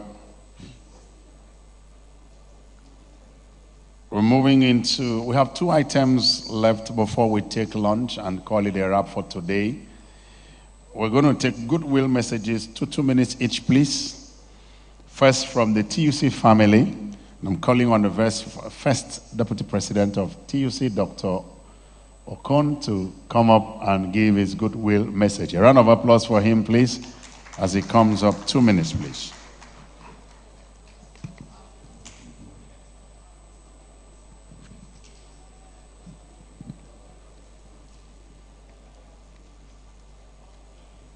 Thank you, MC.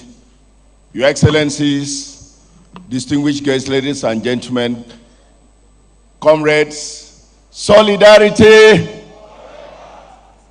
I bring you fraternity greetings from the TUC. Indeed, let me personalize this to say the President General, Comrade Engineer Festus Osifo, you've done well. You know, I need to borrow the word from Passport of Malamilia when he said, "What irony of fate." This indeed is what irony of fate for me to stand before my boss and to speak on behalf of my boss, sir. I doff my hat. I want to say that this is indeed very remarkable week, especially when you look at the summit that deals with the energy summit and also emboldened labor. Nigerians over the period have gone through a lot of stress in pains, especially with the removal of the fuel subsidy. This therefore beholds of Pengassan to take a new drive to visualize whatever contents that the TUC and NLC have put in place to force government to sign the MOU to ensure that these are implemented in due course. So this will also afford Pengassan family opportunity to come out at the end of this summit being a body that have been in the forefront of the energy in Nigeria.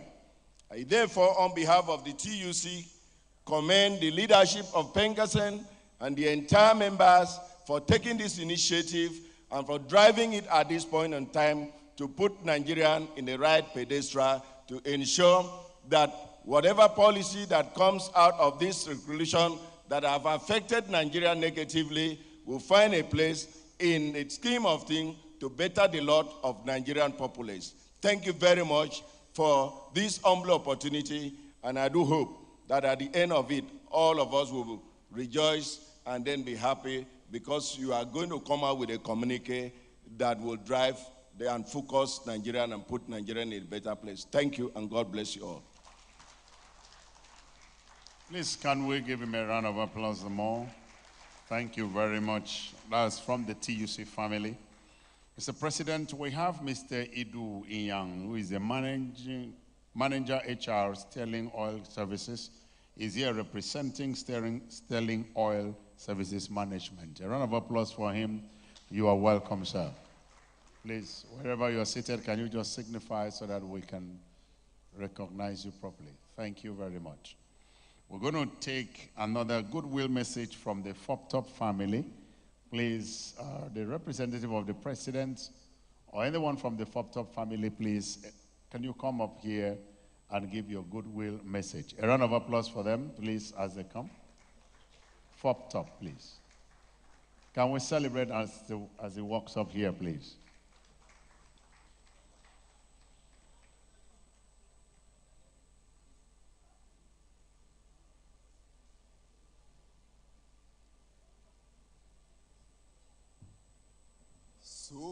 Solidarity forever. Solidarity forever. We are singing solidarity forever for the union. So strong victory, there is victory for victory, there is victory for all. In that struggle for our members, there is victory for us. Forward, forward, ever, backward, never. In that struggle for our there is victory. Thank you very much. I want to especially appreciate my president, the president of Trade Union Congress of Nigeria, in person of Comrade Engineer Festus Osifo. Remember, sometime last year, we are still here to do a kind of occasion of this nature. And each time you go by this individual, you learn new things. I was here last year, I learned something before I left. I came this year, I'm also learning a different thing. Sir, I want to appreciate you. Nigerians did not make mistake to elect you as their leader. And that you have showcased from time to time. I want to thank you. I want to also thank Pengassan, because whether we like it or not, in the economy of this great nation, you play a very great role. You determine the direction of the economy. And so anytime Pengassan sneezes, Nigerians will cut code. And so, having occupied a prominent place in the economy of this country, we want to plead with you that what is happening in Nigeria today is like a country that is well blessed, well endowed, but we are suffocating in the midst of plenty. And so, do not go far away from the government, because the direction Pengassan is taking us, if that is the way the Nigerian government, both past and present, is handling it, I don't think we will be in the situation we are today. So, sir, I want to plead with you to say we are watching all your steps, and your steps are tailored towards the right direction. And also, we want to encourage you to please partner with the government. Partner with the government. All the policies they are marshalling out, please make sure that you also take a critical look at them to make sure that at the end of the day, the common man does not suffer. On behalf of the Food, Beverage, and Tobacco Senior Staff Association, I want to appreciate you, appreciate your team, appreciate Pengassan, appreciate everybody that is behind you to achieving this great feat. Congratulations once again, and thank you. God bless you all. Please, a round of applause for him. That is from the Top family.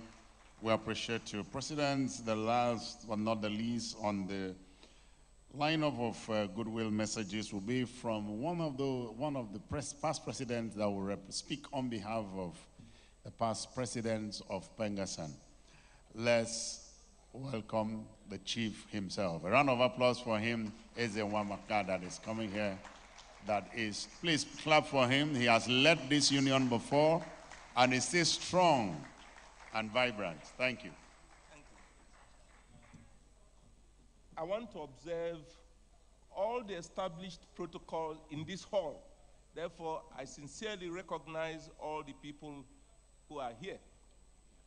I will only thank Tim first. Tim, you can see the amount of attention you were giving, rapt attention, because many of the people who are here want you to bring them inside their fold. Please, I hope you do that for us. On behalf of the presidents, we are always proud to be here. We pay tribute to all of you. We sincerely acknowledge the current president and congratulate him on what he is doing to bring change to Nigeria. You can see what he did today. He brought the Senate president representing the legislators. Whether you are represented or the man himself, don't forget, as you are representing people, you are learning the tricks of the game. So he brought the Senate president. He brought the secretary to the government, which is the executive. He brought the CEO of an NPC Limited, which is also the executive. What remains for him to do is to bring the judiciary. Therefore, for the holistic approach, sincerely, for the holistic approach of attacking Nigerians' problem, you need always to introduce the judiciary. Don't be afraid of them. I know currently you are afraid of them. Don't be afraid of them, because by and large, they will tell you the truth. They will also change if they are not telling the truth. If they were telling, whatever they are going to tell us, we must bring them into our fold to be able to solve our problems. Honestly, I congratulate all of you. Please don't forget you are leaders. Wherever you are, that's where we are going to be. We are here today because you invited us. We are here because we are one of you. And we are pleading with all of you, don't fight each other. I want to ask you, don't behave like Julius Caesar. What concerns you will be treated first. No, I want to tell you what concerns Nigeria should be treated first by all of you who are here. Nigeria is our country. We cannot leave it. There's nothing we can do. Whether we have those people who are bad, they are bad within us. And therefore, it is our duty to change our country. Therefore, ladies and gentlemen, I plead with you. I thank you for your contribution. And I am asking you to do more if you want this our country to survive. Congratulations on this, your input. Thank you very much. A round of applause for Chief himself. Still strong. Mr. President, before we go into the award session, I want to tell you something. During my active service in the Pengassan executive, I happened to, and in Port Harcourt, I happened to go to a negotiation, and when I walked inside there to represent Pengassan in one hall, the first person I saw was Chief Ezenwaka, and I'm like, God. I'm seated here, the man is right there representing the management of that company, and I'm here to defend Pengassan from this way. I just call him, I say, Chief, you know that you are a father in this matter. Look the other way small. Let me have something for the boys. Because I cannot defeat you in any debate. You are the past president, for crying out loud. Where will I start from to begin to argue wages with you? And I want to thank him because he had mercy on his son, which is me, and allow me to go home with something. Thank you very much. That is what you take. And he's still very active, and I love him for that. Thank you, sir. President, we are about going to have lunch, but before we do that, and I must also tell you that don't think your people have been sitting here since morning like that. They have had what I call silent tea break, silently, and they are still filled. So I went outside, I observed they were filling their belly, quietly, behind your back, because you're backing them, so you couldn't see. I will call on the chairman of this planning committee. He has been a one-time zonal PRO, one-time branch secretary of mobile producing branch, one-time branch chairman, mobile producing branch, is now the current national PRO. Is the one to anchor that event of award and recognition. Ladies and gentlemen, let's welcome Comrade Kings Odoidua, popularly known as PK. Please, a round of applause for him. A round of applause for him.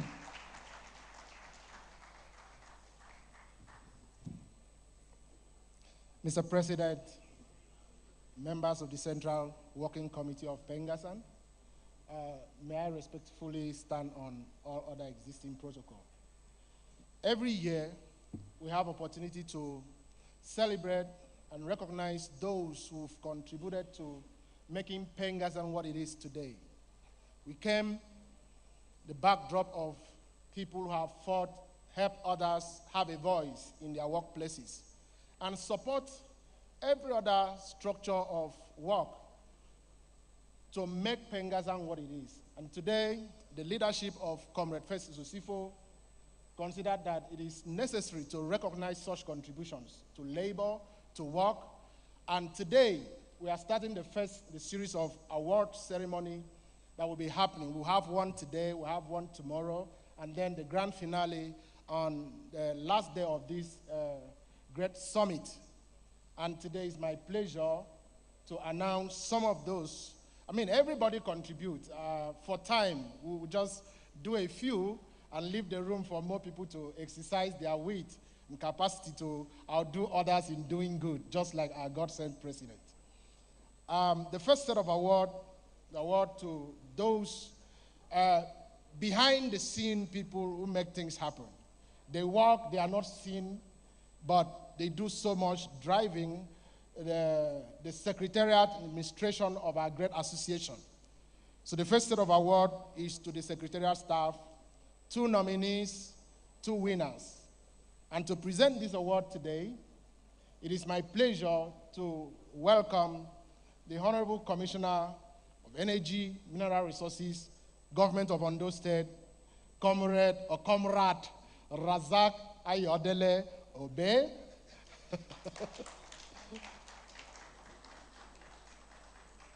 And we'll just call the winners, they will step out. These are secretarial staff. You will not see your mail if you don't treat them well. Thank you very much.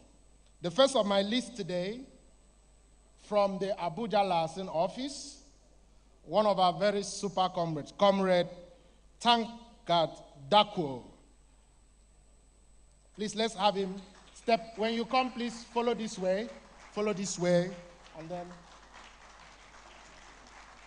Please keep clapping for Dakwo. This guy, you need to see the guy is a machine. He works without considering the time. I mean, I've had opportunity to be in the Abuja Liaison office. The work doesn't stop until it is done. Thank you so much, Comrade Dakwo.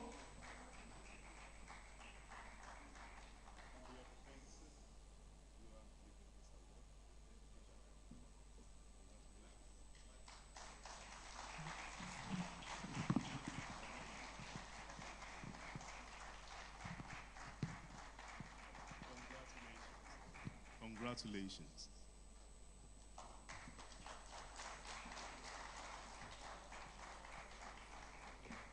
Those of you in media, I thought we would have had some background music to stir the environment as these great awardees step forward to the podium. Please go have a handshake for Mr. President. Kamara, Mr. President, please shake him again. Shake him again for Kamara.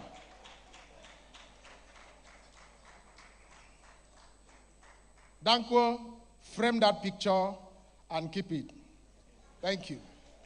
Thank you very much. Next in the line, I know very many people will like this particular award. Otherwise, no rebate for you. Let's make welcome from the Lagos headquarters office, Comrade Oluwa Fisayo Odeyemi, the rebate master. I know how many times as a branch chairman I've had to call Fisayo, what's going on? We have not seen our rebate. And then he will take it up. Where is Fisayo? I just been told he's gone out to pay rebate. Okay, let's have any of the secretarial staff step forward and pick this up for him.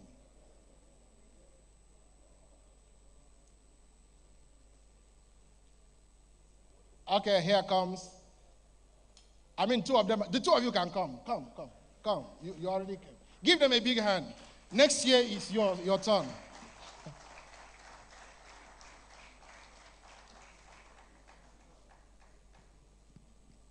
Pengassan Meritorious Service Award presented to Oluwa Fisayo Odeyemi in recognition of his dedication to duty and meritorious service. Okay, I understand he's here. Let's wait for him. These are not the kind of things you want to miss. Fisayo! Well, let's keep clapping on delegates here.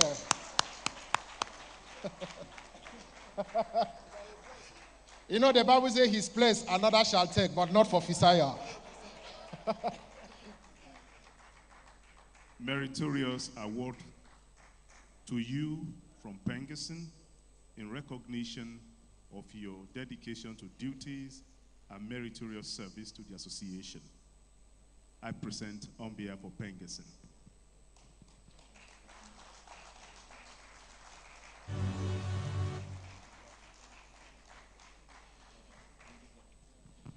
Thank you so much, the Honorable Commissioner, sir. Thank you. Please, let's give him a big hand as he gets back to his seat.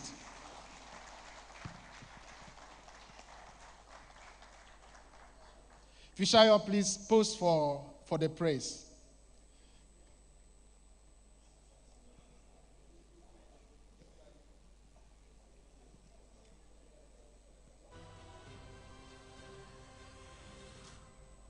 All right, the next award, the next set of award to some select NEC members across all sectors of our organization, from the producers to the NMPC family, to the regulators, even the marketers, and across all boards in services sector. Today is the first pack, and tomorrow we still have another one coming. And to present this award is their former boss, our former leader. Ladies and gentlemen, let's make welcome Comrade Peter Esele to present this award. Well, if that clap was for me, I wouldn't mind. But for the Comrade President, I think we can do better than that. We can bring down this hall. All right, thank you very much.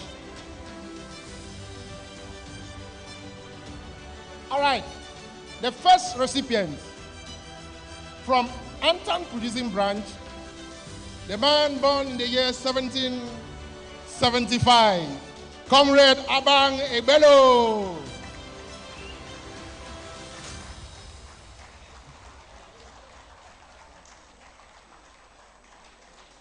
Abang, 75, Abang. Right after him, from Pressure Control Services Branch, let's make welcome Comrade Joshua Owa.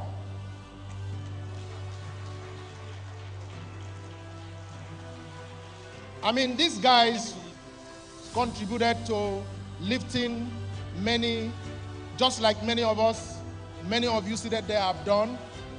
We just had limited opportunity this time around. From MPN branch, the former national PRO of Pengassan, former branch secretary of Pengassan MPN branch, former prisoner of conscience. Those who don't know what I'm talking about, let's make welcome to receive his award.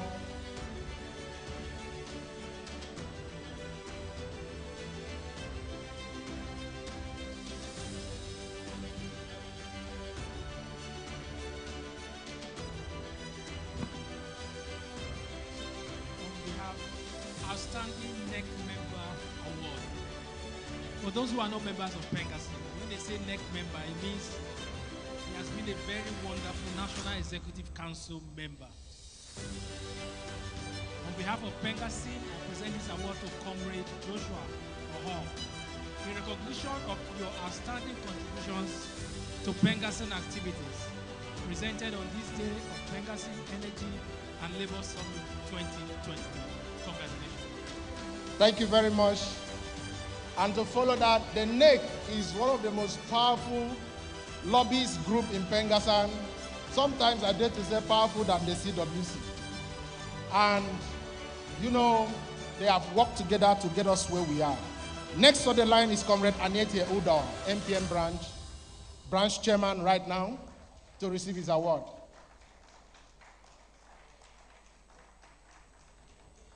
Comrade Anietie Udo. Okay, while we are waiting for him, following that, let's welcome from NEPL branch, the branch chairman, Comrade Asemota Peter.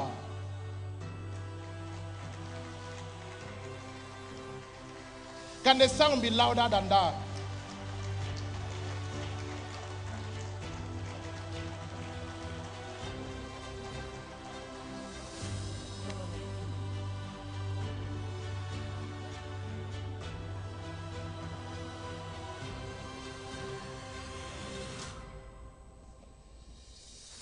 Comrade Peter Asemota is the branch chairman of NEPL branch. Next, on behalf of Pengassan, I present this outstanding NEC member award to Comrade Asemota Peter in recognition of your outstanding contribution to Pengassan activity. Congratulations.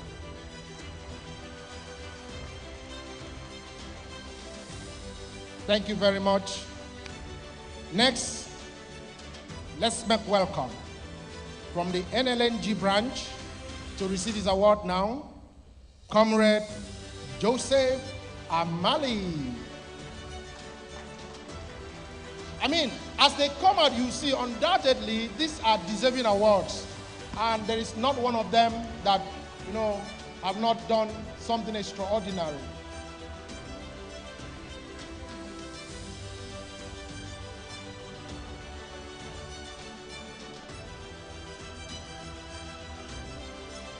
Pengassan is a gender-sensitive organization, and we pay attention to the great work that all our female comrades, the folks have done, and especially not just because they are females, but also that as oil and gas workers and leaders in Pengassan, they have contributed immensely to the progress of the organization. It is my pleasure. Women are great. Our agenda. Oh, okay. On behalf of Pengassan, I present to you Comrade Joseph Amali, this award as an outstanding NEC member. Congratulations.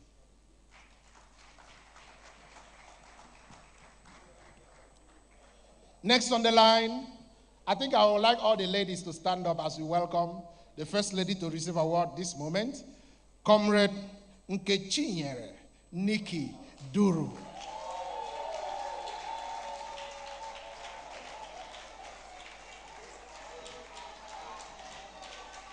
Now, men, have you people seen? Have you seen?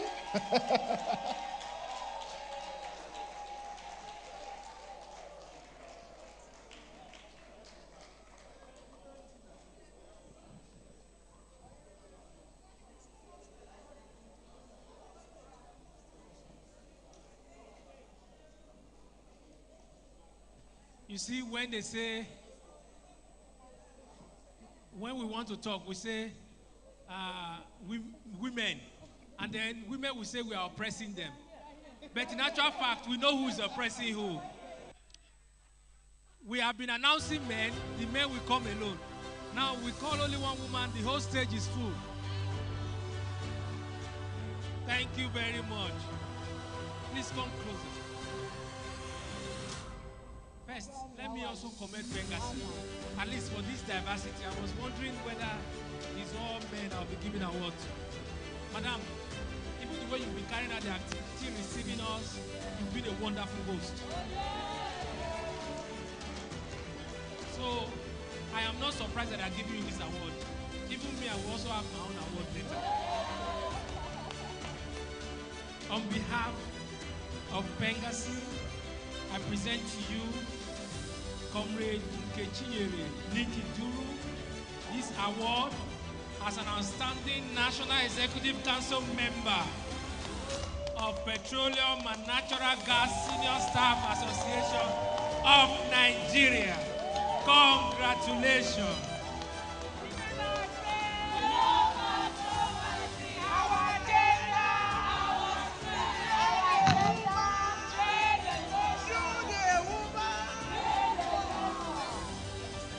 You see that she's the only one I'm even hugging. Please, you have to say something. Solidarity! Forever! Solidarity! Forever! I am really excited because the vision of our president, comrade, engineer, Festus Osifu, is being actualized every day in Pengassan. He came in and he gave the women the opportunity to excel. This award is not for me. It's to all the women who started this fight. They fight for parity. They fight for recognition. And to the men who have stood with us to say, go, we are behind you.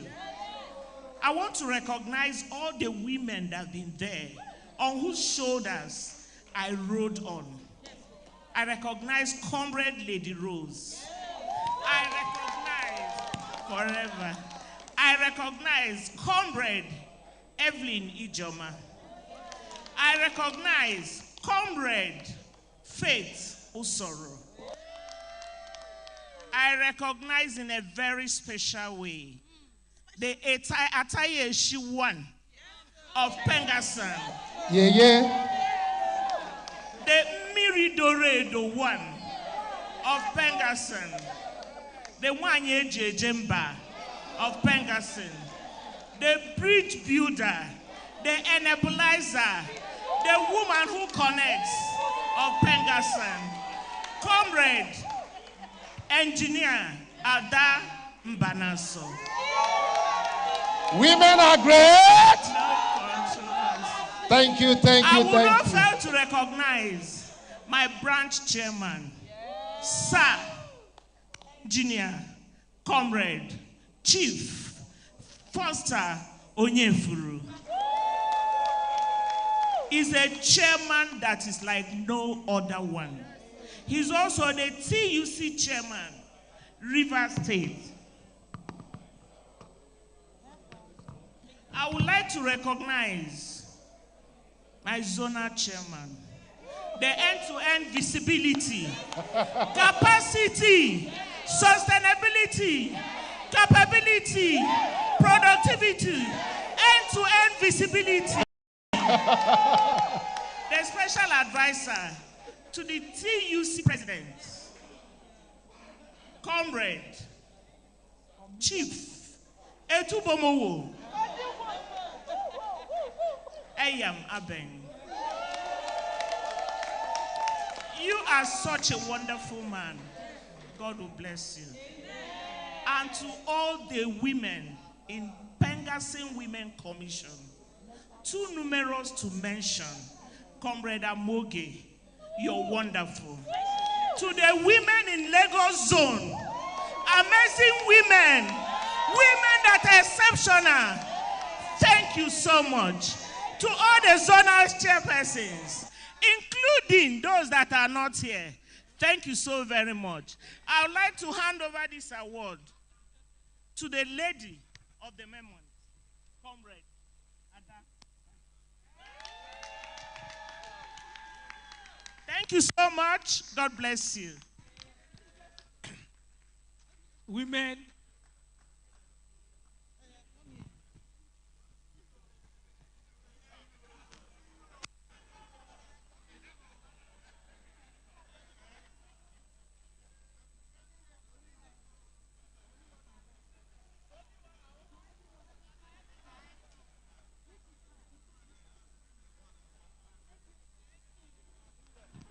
Mr.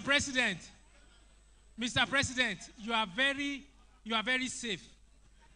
When you have support of women, nothing do you. I can remember when I was there, when the women support you, no shaking. And Lady Rose was my pillar then. And she's still here. No, my president, it's not over. It's not over yet. Congratulations, Comrade Nikki. Well, you know, it's spectacular the way the ladies create their own frenzy. Paul says, I magnify mine office. Congratulations.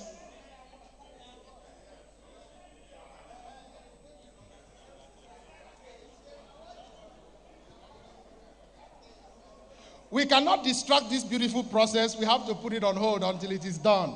But while that is going on, can we put our hands together for everybody? Just jam those beautiful hands together. Media, let's hear the background sound.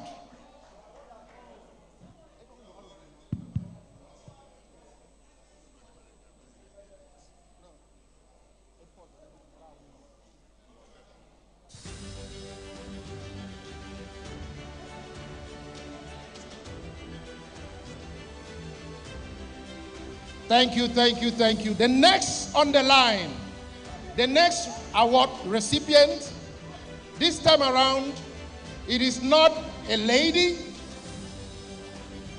it The next recipient is not an elder, was not born in 1755. One of the most coolest, the most gentle that Pengassan has ever seen. Ladies and gentlemen, let's put our hands together as we make welcome to receive his award. Comrade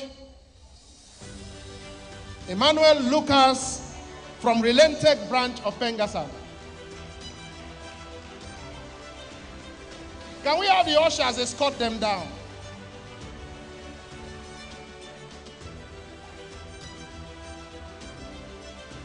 Emmanuel Lucas, when you go there, don't answer anybody. Comrade Nkechinyere, your time is over. Thank you.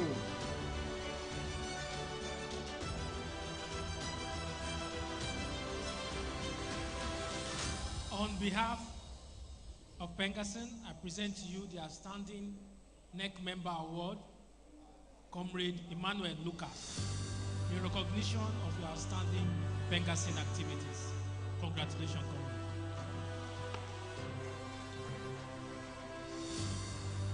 I understand the man that we were looking for before is back now.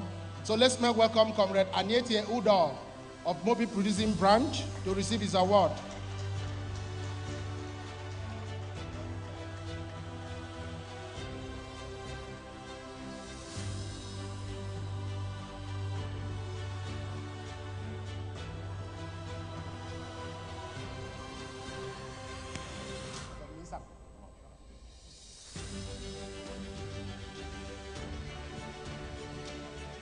While that is going on, Comrade Ayodele, please prepare. On behalf of Pengassan, I present to you Comrade Anyete Udo, this award for the Outstanding NEC Member Award in recognition of your outstanding contribution to Pengassan activity. Comrade, congratulations.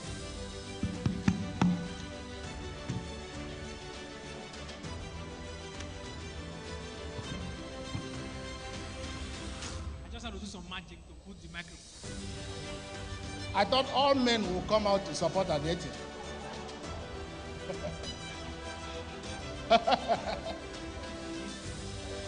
Anyete, a man wants to support you. You know, men are shy. Yeah, the men are coming out. Yeah. Men are great with a lot of controversies. Thank you. Next on the line, Comrade Ayodele Ojele from NMDPRA branch, the branch chairman. Men are learning lessons.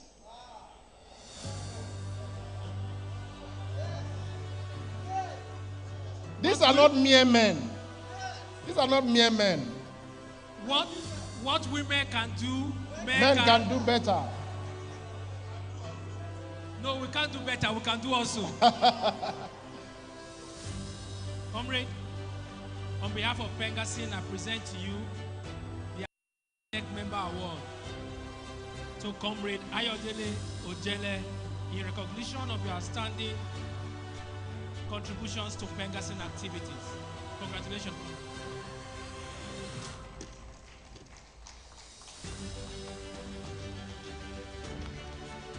The last but not the least for today, comrades, ladies and gentlemen, from Energy Commission branch, let's make welcome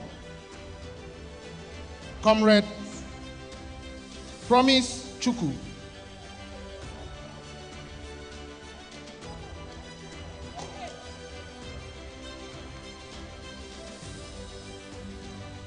Comrade Promise Chukwu, please.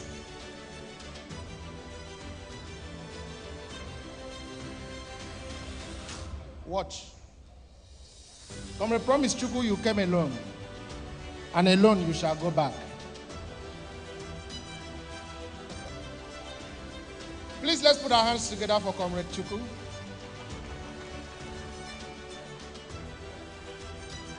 On behalf of Pengassan, I present to Comrade Promise Chukwu this award for outstanding NEC member in recognition of his activity, in recognition of his contribution to Pengassan's activities. Congratulations.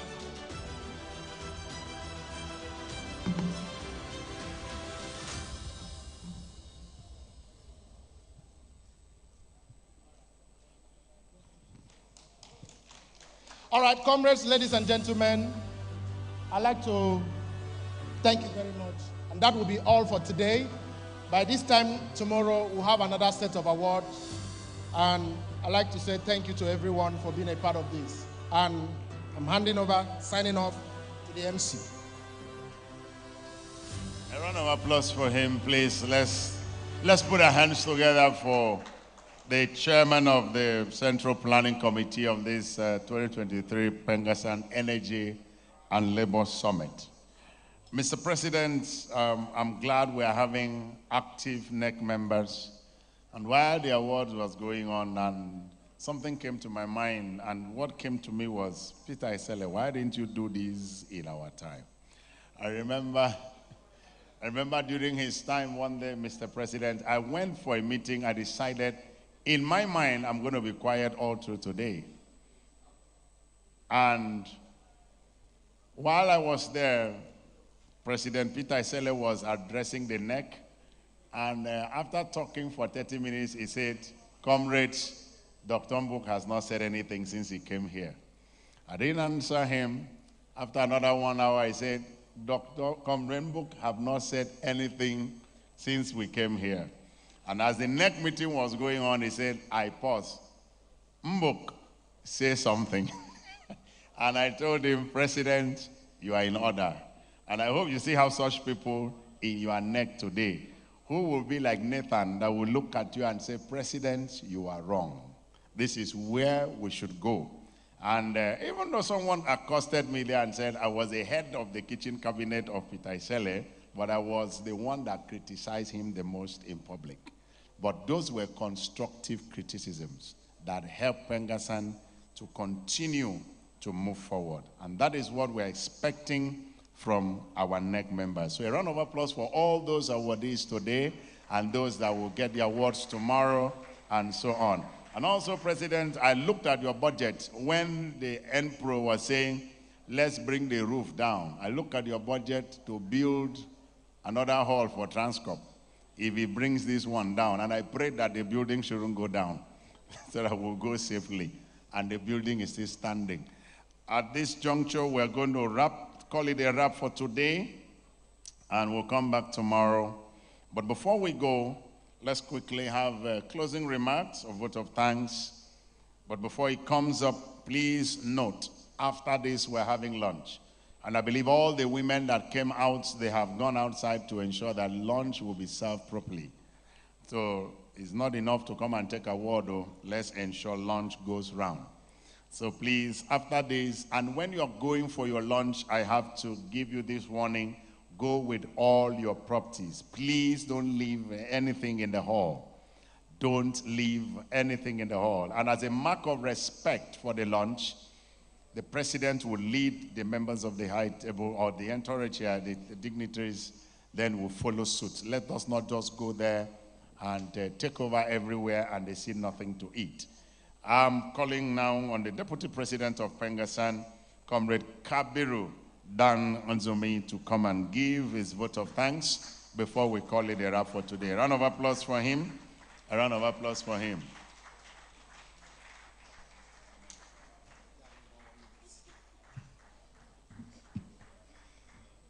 The President of Pengassan, worldwide, please permit me to stand on the already established protocols. On behalf of the President of Pengassan, Double President, Comrade Engineer Pestos Osipo, President of Pengassan and TUC President, all the CWC members and Pengassan members, we sincerely wish to thank you for participating in this year's Pengassan Fair 2023 Labor and Energy Summit. We would like to sincerely appreciate and thank our past presidents, leaders here present, the TUC leadership here present, members of the CWC, members of press, our distinguished invited guest, sincerely, we appreciate and we thank you.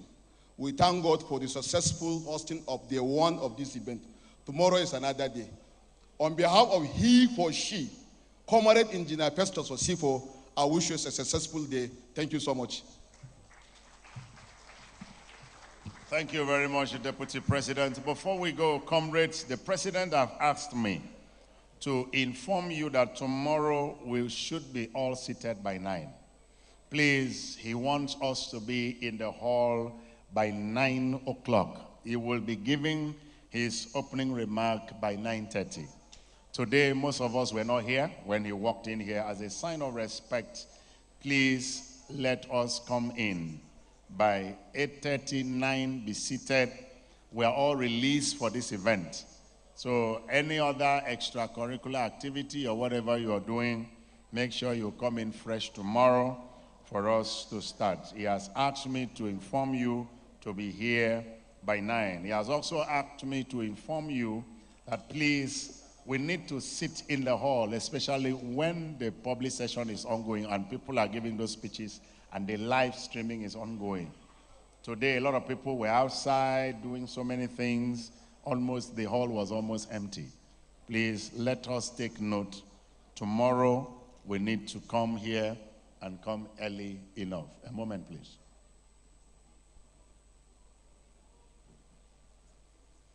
I've also been told that the event is also live on Pengassan YouTube, Pengassan Facebook page.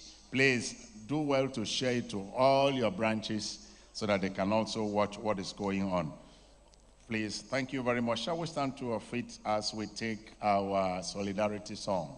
When the union inspiration through the workers' blood shall run, there can be no power greater anywhere beneath the sun. Yet what force on earth is weaker than the feeble strength of one? For the union makes us strong. Solidarity, solidarity forever. Solidarity forever. Solidarity forever.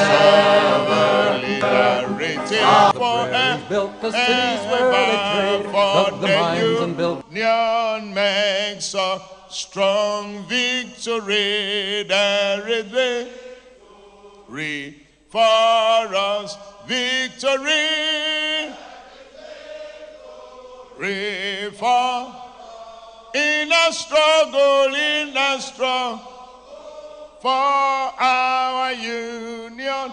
Yes, there is victory for us.